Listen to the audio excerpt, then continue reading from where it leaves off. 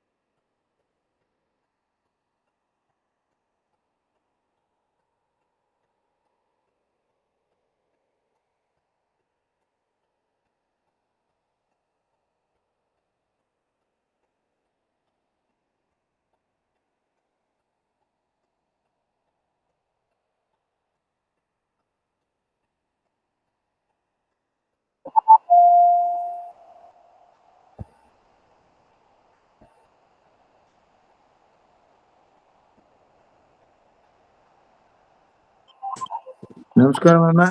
ನಮಸ್ಕಾರ. ಮಾಮ, ಒಂದು ಕ್ಲಾರಿಫಿಕೇಶನ್. ಈ ಸಮುದ್ರ ಸ್ನಾನ, ನದಿ ಸ್ನಾನ ಮಾಡುವಾಗ ಋಷಿ ತರ್ಪಣ, ಪಿತೃಗಣ ತರ್ಪಣ ಬಿಡುವಾಗ ದರ್ಬೆ ಎರಡು ದರ್ಬೆದು ಪವಿತ್ರ ಹಾಕೋಬೇಕಾ, 3 ದರ್ಬೆದು ಹಾಕೋಬೇಕಾ ಪವಿತ್ರ? ಹೇಳ್ತೀನಿ.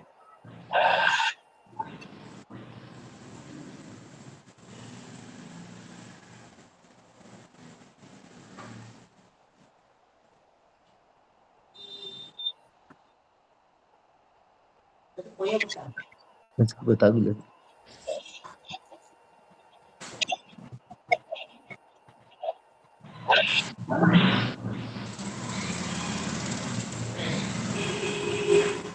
ಮಾಮ, ಅದೇ ನದಿ ಸ್ನಾನ ಮಾಡುವಾಗ ಪಿತೃತರ್ಪಣ ಬಿಡ್ಬೇಕಲ್ಲ, ಪಿತೃಗಣ ತರ್ಪಣ ಅಂತ ಬರುತ್ತಲ್ಲ, ಋಷಿ ತರ್ಪಣ ಬಿಡುವಾಗ ಎರಡು ದರ್ಬೇದ್ ಪವಿತ್ರ ಹಾಕೋಬೇಕಾ, 3 ದರ್ಬೇದ್ ಹಾಕೋಬೇಕಾ ಅಂತ ಹೇಳ್ತೀನಿ.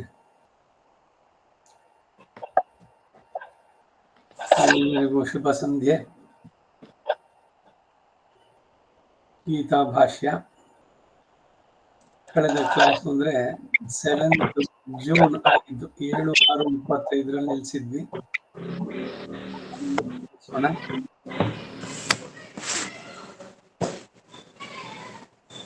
ಇಂದು ಗೀತಾವಶ್ಯತೆ ಪಾಠ ಸರ್. ಸಂಕ್ರಮಣ ಅಂದ್ರೆ ಸೂರ್ಯ ಆ ರಾಶಿಯನ್ನ ಪ್ರವೇಶಿಸುವಂತಹದ್ದು. ಪ್ರತಿ ತಿಂಗಳಲ್ಲೂ ಬರೋದು. ಅವನು ಯಾವ ಸಂದರ್ಭದಲ್ಲಿ, ಸಮಯ ಮುಖ್ಯ ಸಂಕ್ರಮಣದಲ್ಲಿ. ಕೆಲವು ಪ್ರಾತಃ ಆಗ್ಬೋದು, ಮಧ್ಯಾಹ್ನ ಆಗ್ಬೋದು, ಮಧ್ಯಾಹ್ನಾತ್ ಪರ ಆಗ್ಬೋದು, ಅಪರಾಹ್ನ, ಹೀಗೆ ಅಲ್ಲಿಯ ತನಕ ಕಾದು ಆಮೇಲೆ ತರ್ಪಣವನ್ನು ಬಿಡುವಂಥದ್ದು. ತರ್ಪಣ ಅಂದ್ರೆ ತೃಪ್ತಿಗೊಳಿಸುವಂಥದ್ದು. ಪಿತೃದೇವತೆಗಳು ಸನ್ನಿಹಿತರಾಗುವಂಥ ಕಾಲ ಸಂಕ್ರಮಣ, ಅಮಾವಾಸ್ಯೆ, ವ್ಯತಿಪಾತ, ವೈಧೃತಿ ಇವೆಲ್ಲವೂ ಕೂಡ. ಸಂಕ್ರಮಣಕ್ಕೆ ಮಾಡುವಂಥದ್ದು ಏನು ಅಂದ್ರೆ, ಅಮಾವಾಸ್ಯೆನಲ್ಲಿ ಏನು ತರ್ಪಣ ಮಾಡ್ತೀವೋ ಅದೇ ರೀತಿ ತುಲಾ ಸಂಕ್ರಮಣ ಕಾಲೆ ಅಂತ ಹೇಳ್ಬಿಟ್ಟು ಮಾಡುವಂಥದ್ದು. ಅಲ್ಲ, ನಂದು ಪಾಯಿಂಟ್ ಅದು ಅಲ್ಲ, ನದಿ ಸ್ನಾನ ಮಾಡುವಾಗ ಮಿಕ್ಕಿದ ವಿಷಯ ತಿಳಿಲಿ ಅಂತ ಹೇಳ್ತಾ ಇದ್ದೀನಿ. ನೀವು ಹೇಳಿದ್ ಗೊತ್ತಾಯ್ತು ನನಗೆ. ಸಂಕ್ರಮಣಕ್ಕೆ ಮಾಡುವಂತ ಇದು ಪ್ರಾಚೀನ ರೀತಿಯನ್ನ ಮಾಡಿಕೊಂಡು ಎಳ್ಳು ನೀರಿನಲ್ಲಿ ದಕ್ಷಿಣಾಭಿಮುಖೆ ಸ್ಥಿತ ಶ್ರಾದ್ದ, ಅದು ದರ್ಶ ಶ್ರಾದ್ದಂ ತಿಲತರ್ಪಣ ರೂಪೇಣ ಕರಿಷ್ಯೆ ಅಂತ ಮಾಡ್ತೀವಿ ತರ್ಪಣದಲ್ಲಿ. ಅದು ಅದು ಆ ಸಂದರ್ಭದಲ್ಲಿ ಮಾಡೋದು. ತುಲಾ ಕಾವೇರಿ ಮಹಾತ್ಮೆ ಅಂತ ಆಗ್ನೇಯ ಪುರಾಣದಲ್ಲಿದೆ. ಬರೀ ತುಲಾ ಮಾಸದಲ್ಲಿ ಅಲ್ಲ, ಯಾವಾಗಲೇ ಆಗಲಿ ಪುಣ್ಯ ನದಿಗಳಲ್ಲಿ ಸ್ನಾನ ಮಾಡಿದ್ಮೇಲೆ ಆ ಪುಣ್ಯ ನದಿ ಅವಭೃತ ಸ್ನಾನಾನಂತರಂ ದೇವ ಋಷಿ ಪಿತೃ ತರ್ಪಣಂ ಕರಿಷ್ಯೆ ಅಂತ. ಆ ದೇವ ಋಷಿ ಪಿತೃ ತರ್ಪಣ ಮಾಡಬೇಕಾದ್ರೆ ಎಳ್ಳು ಇದೆಲ್ಲ ಇಟ್ಕೊಳ್ಳಲ್ಲ, ಬರೀ ನೀರಿನಲ್ಲಿ ಮಾಡುವಂತದ್ದು. ಸಂಕ್ರಮಣ ಕಾಲದಲ್ಲಿ ಮಾಡೋದಕ್ಕೆ ಮಾಡ್ಬೇಕಾದ್ರೆ 3 ದರ್ಬೆ ಇದೆ ಅಷ್ಟೇ. ಇದಕ್ಕೆ ದರ್ಬೆನೂ ಬೇಕಿಲ್ಲ. ಈ ನೀರಿನಲ್ಲಿ ಇಲ್ಲ ಇಟ್ಕೊಳ್ಳೋದಾದ್ರೂ ಅದು ಶುಭದ ಇದ್ರಲ್ಲಿ ನಡೆಯೋ ತರದಲ್ಲಿ. ಅದರಿಂದ 2 ದರ್ಬೆ ಪವಿತ್ರದಲ್ಲೇನೆ ಮೊದಲು ಕಾವೇರಿ ನೀರಿಗೆ ಅಭಿಮುಖವಾಗಿ ನಿಂತು ಸಂಕಲ್ಪವನ್ನು ಹೇಳಿ ಅವಭೃತ ಸ್ನಾನವನ್ನು ಮಾಡಿ, ಆಮೇಲೆ ಅವಭೃತ ಸ್ನಾನಾನಂತರಂ ದೇವ ಋಷಿ ಪಿತೃ ತರ್ಪಣಂ ಕರಿಷ್ಯೆ. ಮೊದಲು ಉಪವೀತಿನಲ್ಲೇನೆ ಬ್ರಹ್ಮಾದಯೋ ಯೇ ದೇವಾಹ ತಾನ್ ದೇವಾನ್ ತರ್ಪಯಾಮಿ, ಸರ್ವಾನ್ ದೇವಾನ್ ತರ್ಪಯಾಮಿ, ಸರ್ವದೇವಗಣಾನ್ ತರ್ಪಯಾಮಿ, ಸರ್ವದೇವ ಪತ್ನಿ ತರ್ಪಯಾಮಿ, ಸರ್ವದೇವಗಣ ಪತ್ನಿ ತರ್ಪಯಾಮಿ ಅಂತ. ಆಮೇಲೆ ನಿವೀತಿ ಮಾಡಿಕೊಂಡು ಕೃಷ್ಣ ದ್ವೈಪಾಯನಾದಯೋ ಯೇ ಋಷಯ ತಾನ್ ಋಷೀನ್ ತರ್ಪಯಾಮಿ. ಇದು ಎಲ್ಲ ಹೇಳಿದೆ. ಅಲ್ಲೂ ಅಷ್ಟೇ, ಸರ್ವ ಋಷೀನ್ ತರ್ಪಯಾಮಿ, ಸರ್ವ ಋಷಿ ಗಣಾನ್ ತರ್ಪಯಾಮಿ, ಸರ್ವ ಋಷಿ ಪತ್ನಿ ತರ್ಪಯಾಮಿ, ಸರ್ವ ಋಷಿಗಣ ಪತ್ನಿ ತರ್ಪಯಾಮಿ. ಋಷಿ ಋಷಿ ಪತ್ನಿ, ಋಷಿಗಣ ಪತ್ನಿ. ಇದಾದ್ಮೇಲೆ ಪ್ರಾಚೀನ ರೀತಿ ಹಾಕೊಂಡು ಬರೀ ನೀರಿನಲ್ಲೇನೆ ಮಾಡ್ತಾ ಇರೋದು. ಸೋಮ ಪಿತೃಮಾನ್ ಯಮೋಂಗಿರಸ್ವಾನ್ ಅಗ್ನಿ ಕವ್ಯವಾಹನ ಇತ್ಯಾದಯೋ ಯೇ ಪಿತರಃ ತಾನ್ ಪಿತೃನ್ ತರ್ಪಯಾಮಿ ಅಂತ. ಈ ದೇವ ಋಷಿ ಪಿತೃ ತರ್ಪಣವನ್ನು ನಡ್ಬೇಕಾದ್ರೆ ತಂದೆ ಇಲ್ದವ್ರು ಮಾಡಬಾರ್ದು ಅಂತಿಲ್ಲ. ತಂದೆ ಇರುವವರು ಕೂಡ ಪುಣ್ಯ ನದಿಗಳಲ್ಲಿ ಸ್ನಾನ ಮಾಡಿದಾಗ ಅವಾಗೇನು ಅಂದ್ರೆ ಅವ್ರು ಹಾಗಾದ್ರೆ ಪ್ರಾಚೀನ ರೀತಿ ಹಾಕೋಬೇಕು ಅಂದ್ರೆ ಪ್ರಾಚೀನ ರೀತಿ ಪೂರ್ಣವಾಗಿ ಹಾಕೊಳ್ಳಲ್ಲ, ಬರೀ ಎಡಗೈನ ಹೆಬ್ಬೆಟ್ಟಿಗೆ ಹಾಕೊಂಡು ಮಾಡುವಂಥದ್ದು. ಏನದ್ರಿಂದ ಅಂದ್ರೆ ಪಿತೃ ದೇವತೆಗಳು ತೃಪ್ತರಾಗ್ತಾರೆ. ತಂದೆ ಇರೋರು ಕೂಡ ಇದನ್ನ ಮಾಡ್ಬೇಕಾದ್ರೆ, ತಂದೆ ಇಲ್ದಲ್ಲಿರೋ ರೆಗ್ಯುಲರ್ ಪ್ರಾಚೀನ ರೀತಿ ಹಾಕೊಂಡೇನೆ ಪಿತೃತೀರ್ಥದಲ್ಲಿ ಅದನ್ನ ಕೊಡುವಂಥದ್ದು. ಇದು ದೇವ ಋಷಿ ಪಿತೃ ತರ್ಪಣ. ಬರೀ ಈ ತುಲಾ ಮಾಸದ ಇದಕ್ಕೆ ಅಂತಲ್ಲ, ಎಲ್ಲಿ ಗಂಗಾ ನದಿಗೆ ಹೋದ್ರೆ ಇನ್ಯಾವುದೋ ನದಿ, ಯಾವುದೇ ನದಿನಲ್ಲಿ ಸ್ನಾನ ಮಾಡಿದಾಗ ದೇವ ಋಷಿ ಪಿತೃ ತರ್ಪಣವನ್ನ ನಡೆಸುವಂತಹದ್ದು. ಸ್ಮೃತಿಕಾರರೆಲ್ಲ ಹೇಳೋದೇನು ಅಂದ್ರೆ ಬ್ರಹ್ಮಯಜ್ಞ ಮಾಡೋದಕ್ಕೆ ಅಂಗವಾಗಿ ಪಿತೃತರ್ಪಣ, ದೇವ ಋಷಿ ಪಿತೃತರ್ಪಣ ಪ್ರತಿದಿನವೂ ನಡೆಸ್ಬೋದು. ನಾನು ನಡೆಸ್ತಾ ಇದ್ದೀನಿ. ಕರಿಷ್ಯಮಾಣ ಬ್ರಹ್ಮಯಜ್ಞ ಕರ್ಮ ಅಂಗಂ ದೇವ ಋಷಿ ಪಿತೃತರ್ಪಣಂ ಕರಿಷ್ಯೆ ಅಂತ ಅಂದ್ಬಿಟ್ಟು. ಈಗ ಇವತ್ತು ಆರಂಭ ಆಗಿದೆ. ತುಲಾ ಕಾವೇರಿ ಮಹಾತ್ಮೆಯನ್ನ ಅಗಸ್ತ್ಯರು ತಿಳಿಸುವಂತಹದ್ದು ಆಗ್ನೇಯ ಪುರಾಣದಲ್ಲಿ. 1 ತಿಂಗಳಲ್ಲಿ ಈ ಕಾವೇರಿ ನದಿಯಲ್ಲಿ ಸ್ನಾನ ಮಾಡಿದ್ರೆ ಅಲ್ಲಿ ಸಕಲ ಪುಣ್ಯ ನದಿಗಳ ಸಂಗಮ ಅಲ್ಲಿ ಇರುತ್ತೆ ಅಂತ. ಅದು ಎಷ್ಟೋ ಜನ್ಮದ ಪಾಪಗಳನ್ನು ಪರಿಹಾರ ಮಾಡೋದು. ಅದರಿಂದ ಎಲ್ಲರೂ ಕಾವೇರಿ ಸ್ನಾನ. ಇನ್ನು ಹೀಗೇನೆ ಮಾಘ ಸ್ನಾನ ಅಂತ, ಅದು ರೂಢಿನಲ್ಲಿ ಇದ್ರ ಬಲವಂತ ಮಾಘ ಸ್ನಾನ ಅನ್ನೋ ಮಾತು ಕೇಳ್ತೀವಿ. ಮಾಘ ಮಾಸದ್ದು ಅದು ಮಹಾತ್ಮೆ, ಅದು ಕೂಡ ಇದೆ. ಇವೆಲ್ಲ ಪುರಾಣ ಉಕ್ತವಾದಂಥದ್ದು ಬರುವಂಥದ್ದು. ನಾನು 28ನೇ ತಾರೀಕು ಮಂಗಳವಾರ ತುಲಾ ಕಾವೇರಿ ಸ್ನಾನಕ್ಕೆ ಶ್ರೀರಂಗಪಟ್ಟಣಕ್ಕೆ ಹೋಗ್ತಾ ಇದ್ದೀನಿ. ಒಂದು ಬ್ಯಾಚ್ ಆಗಿದ್ದಾರೆ, ಒಂದು 12 ಜನ. ಮಿಕ್ಕವ್ರು ಯಾರು ಆಸಕ್ತಿ ಇದ್ರೆ ಬೇಕಾದ್ರೆ ನೇರವಾಗಿ ಅಲ್ಲಿ 9:30 ಹೊತ್ತಿಗೆ ಶ್ರೀರಂಗಪಟ್ಟಣಕ್ಕೆ ಬಂದರೆ ನದಿ ಹತ್ರ ಸಂಕಲ್ಪವನ್ನು ಹೇಳಿಸಿ ಸ್ನಾನವನ್ನು ಮಾಡಿಸುವಂಥದ್ದು. ಇದಿಷ್ಟು ತುಲಾ ಕಾವೇರಿ ಸ್ನಾನದ ಬಗ್ಗೆ. ನಿಮ್ಮ ಸಂದೇಹ ಕ್ಲಿಯರ್ ಆಯ್ತಾ? ಅಂತೂ ಸಂದೇಹ ಇದ್ದಿದ್ದು ಪವಿತ್ರ 2 ದರ್ಬೆ ಸಾಕ ಅಂತ ಅಷ್ಟೇ, ಅಥವಾ ಪವಿತ್ರನೇ ಬೇಕಿಲ್ಲ ಅಂತನಾ? ಪವಿತ್ರನೂ ಬೇಕಿಲ್ಲ, ಬೇಕಾದ್ರೆ ಹಾಕೊಂಡ್ರೆ ಒಳ್ಳೇದು, ತಪ್ಪೇನಿಲ್ಲ. ಸಿದ್ಧ ಮಾಡಿ ಈ ಪಿತೃಗಣ ಅಂತ ಬಿಡುವಾಗ್ಲೂ 2 ದರ್ಬೆದ್ ಮಾಡ್ಬಹುದಾ ಅಂತ ಅಷ್ಟೇ. ಹೌದು, ಆಗ್ಬೋದು. ಯಾಕಂದ್ರೆ ಇಲ್ಲಿ ಪಿತೃಗಣಗಳಿಗೆ ಇದ್ ಮಾಡಿದ್ರು ಕೂಡ ಅವಾಗ ಮತ್ತೆ 3 ದರ್ಬೆದ್ ಹಾಕೋಬೇಕು ಅಂತಿಲ್ಲ. ಇದು ಗಳಲ್ಲೇ ಸೇರುವಂತದ್ದು. ದೇವ ಋಷಿ ಪಿತೃ ಎಲ್ಲ ಸೇರೋದ್ರಿಂದ. ಆಯ್ತು, ಧನ್ಯವಾದಗಳು. ಕೂಡ ಸಂಕಲ್ಪ ಏನೇ ಕೆಲಸ ಮಾಡ್ಬೇಕಾದ್ರೂ ಆ ಚಂಡಿಯ ಪವಿತ್ರ ಪಾಣಿ ತ್ರಿಪ್ರಾಣಾನಾಯಿಮಿ ಅಂತ ಹೇಳಿ ಬರುತ್ತಲ್ಲ. ಸೊ ಆಟೋಮೆಟಿಕ್ ಆಗಿ ಅಲ್ಲಿ ಎರಡು ಮಾಡ್ತೀವಿ. ಇದು ಶುಭದ ಇದರಲ್ಲಿ ಸೇರಿಸುವಂತದ್ದು. ಬರೀ ಕೇವಲ ಪಿತೃಗಳನ್ನ ಉದ್ದೇಶಿ ಮಾಡೋದಾದ್ರೆ ಅವಾಗ 3 ದರ್ಬೆ. ಸೊ ಅದರಿಂದ ಇಲ್ಲಿ ಅದು ಬೇಕು. ಇದು ದಕ್ಷಿಣ ದಿಕ್ಕಿಗೆ ಮಾಡ್ಬೇಕಲ್ವಾ ಪಿತ್ರೆ ಅಂಗಿರತ್ವ ಅಗ್ನಿವಾದಾಯ ಅದೆಲ್ಲ ಬರುತ್ತಲ್ಲ, ಅದು ದಕ್ಷಿಣ ದಿಕ್ಕಿಗೆ ತಿರ್ಕೊಂಡೆ ಮಾಡ್ಬೇಕಲ್ಲ? ಇಲ್ಲ, ನೀರಿಗೆ ಅಭಿಮುಖವಾಗಿ ನಿಂತ್ಕೊಂಡು ಈಗೆಲ್ಲ ಏನ್ ಮಾಡ್ತಾ ಇದ್ರು ಅದೇ ದೇವ ಋಷಿ ಪಿತೃ ಇದು ಅಷ್ಟೇ ಪಶ್ಚಿಮಕ್ಕೇನೆ ನದಿಗೆ ಅಭಿಮುಖವಾಗಿ. ಹೌದು, ನದಿನಲ್ಲಿ. ಆಯ್ತು ಮಾವ, ಥ್ಯಾಂಕ್ಸ್, 3 ಧನ್ಯವಾದಗಳು. ಸೊ ಭಗವದ್ಗೀತೆ ಗೀತಾ ಭಾಷ್ಯ ಅದಕ್ಕೆ ಬರೋಣ. ಆರಂಭದ ಧ್ಯಾನ ಶ್ಲೋಕಗಳು.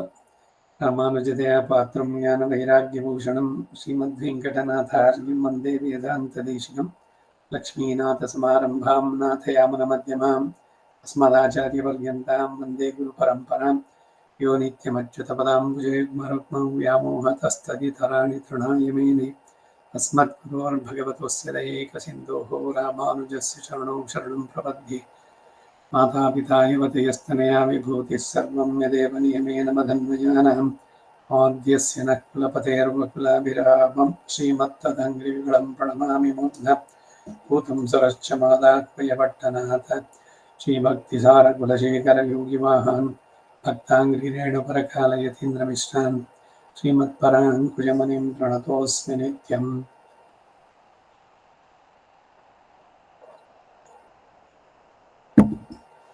व्यासं वसिष्ठनप्तारं शक्तेः पौत्रमकल्मषं पराशरात्मजं वन्दे शुकतातं तपोनिधिं। व्यासाय विष्णुरूपाय व्यासरूपाय विष्णवे नमो वै ब्रह्मनिधये वासिष्ठाय नमो नमः। अविकाराय शुद्धाय नित्याय परमात्मने सदैकरूपरूपाय विष्णवे सर्वजिष्णवे सम्यज्ञाय कलापेन महता भारतेन च उपब्रह्मितवेदाय नमो व्यासाय विष्णवे मुनिं स्निग्धां भासं वेदव्यासमकल्मषं वेदव्यासं सरस्वत्या वासं व्यासं नमाम्यहम्। अचतुर्वदनो ब्रह्मा द्विबाहुरपरो हरिः अपाललोचनः शम्भुः भगवान् बादरायणः कृष्णं कमलपत्राक्षं पुण्यश्रवणकीर्तनं वासुदेवं जगद्योनिं नमि नारायणं हरिं। कृष्णाय यादवेन्द्राय ज्ञानमुद्राय योगिने नाथाय रुक्मीशाय नमो वेदान्तवेदिने। सारथ्यमर्जुनस्य अजं कुर्वन् गीतामृतं ददौ लोकत्रयोपकाराय तस्मै कृष्णात्मने नमः। सर्वोपनिषदो गावः दोग्धा गोपालनन्दनः पार्थो वत्सस्वधीर्भोक्ता दुग्धं गीतामृतं महत्। मलनिर्मोचनं पुंसां जलस्नानं दिने दिने सगद्गीताम्भसि स्नानं संसारमलमोचनं। गीता सुगीता कर्तव्या किमन्यै शास्त्रविस्तरैः या स्वयं पद्मनाभस्य मुखपद्माद्विनिसृताः। सर्वशास्त्रमयी गीता सर्वदेवमयो हरिः सर्वतीर्थमयी गङ्गा सर्वधर्ममयो मनुः। यस्मिन् प्रसादसमुखे कवयोऽपि देते शास्त्राण्यजासुर्ययन्महिमाश्रयाणि। कृष्णेन तेन यदि स्वयमेव गीतं शास्त्रस्य तस्य सदृशं किमिहास्ति शास्त्रम्। भीष्मद्रोणतटा जयद्रथजलगान्धारनीलोत्पल शल्यग्राहवती कृपेण महिनी कर्णेन वेलाकुला अश्वत्थामविकर्णघोरमकरा दुर्योधनावर्तिनि सोत्तीर्णाः खलु पाण्डवैरणनदी कैवर्तकी केशवी। नमोऽस्तु ते व्यासविशालबुद्धे पुल्लारविन्दाय तपत्नेत्र येन त्वया भारततैलपूर्णः प्रज्वालितो ज्ञानमयप्रदीपः। प्रपन्नपारिजाताय तोत्रवेत्रैकपाणये ज्ञानमुद्राय कृष्णाय गीतामृतदुहे नमः। वसुदेवसुतं देवं कंसचाणूरमर्दनं देवकी परमानन्दं कृष्णं वन्दे जगद्गुरुं। पाराशर्यवचः सरोजमवनं गीतार्थगन्धोत्कटं नानाख्यानककेसरं हरिकथासम्बोधनाबोधितं। लोके सज्जनषट्पदैरहरः पेपीयमानं मुदा भूयाद्भारतपङ्कजं कलिमलप्रध्वंसिनः श्रेयसे। मोकं करोति वाचालं पङ्गुं लङ्घयते गिरिं यत्कृपातमहं वन्दे परमानन्दमाधवं। यं ब्रह्मा वरुणेन्द्ररुद्रमरुतस्तुन्वन्ति दिव्यैस्तवैः वेदैः सङ्गपदक्रमोपनिषदैर्गायन्ति यं सामगाः। ध्यानावस्थिततद्गतेन मनसा पश्यन्ति यं योगिनो यस्यान्तं न विदुस्वरासुरगणा देवाय तस्मै नमः। पार्थाय प्रतिबोधितां भगवता नारायणेन स्वयं व्यासेन ग्रथितां पुराणमुनिना मध्ये महाभारतम् अद्वैतामृतवर्षिणीं भगवतीमष्टादशाध्यायिनीम् अम्ब त्वाम् अनुसन्धदामि भगवद्गीते भवद्वेषिणीम्।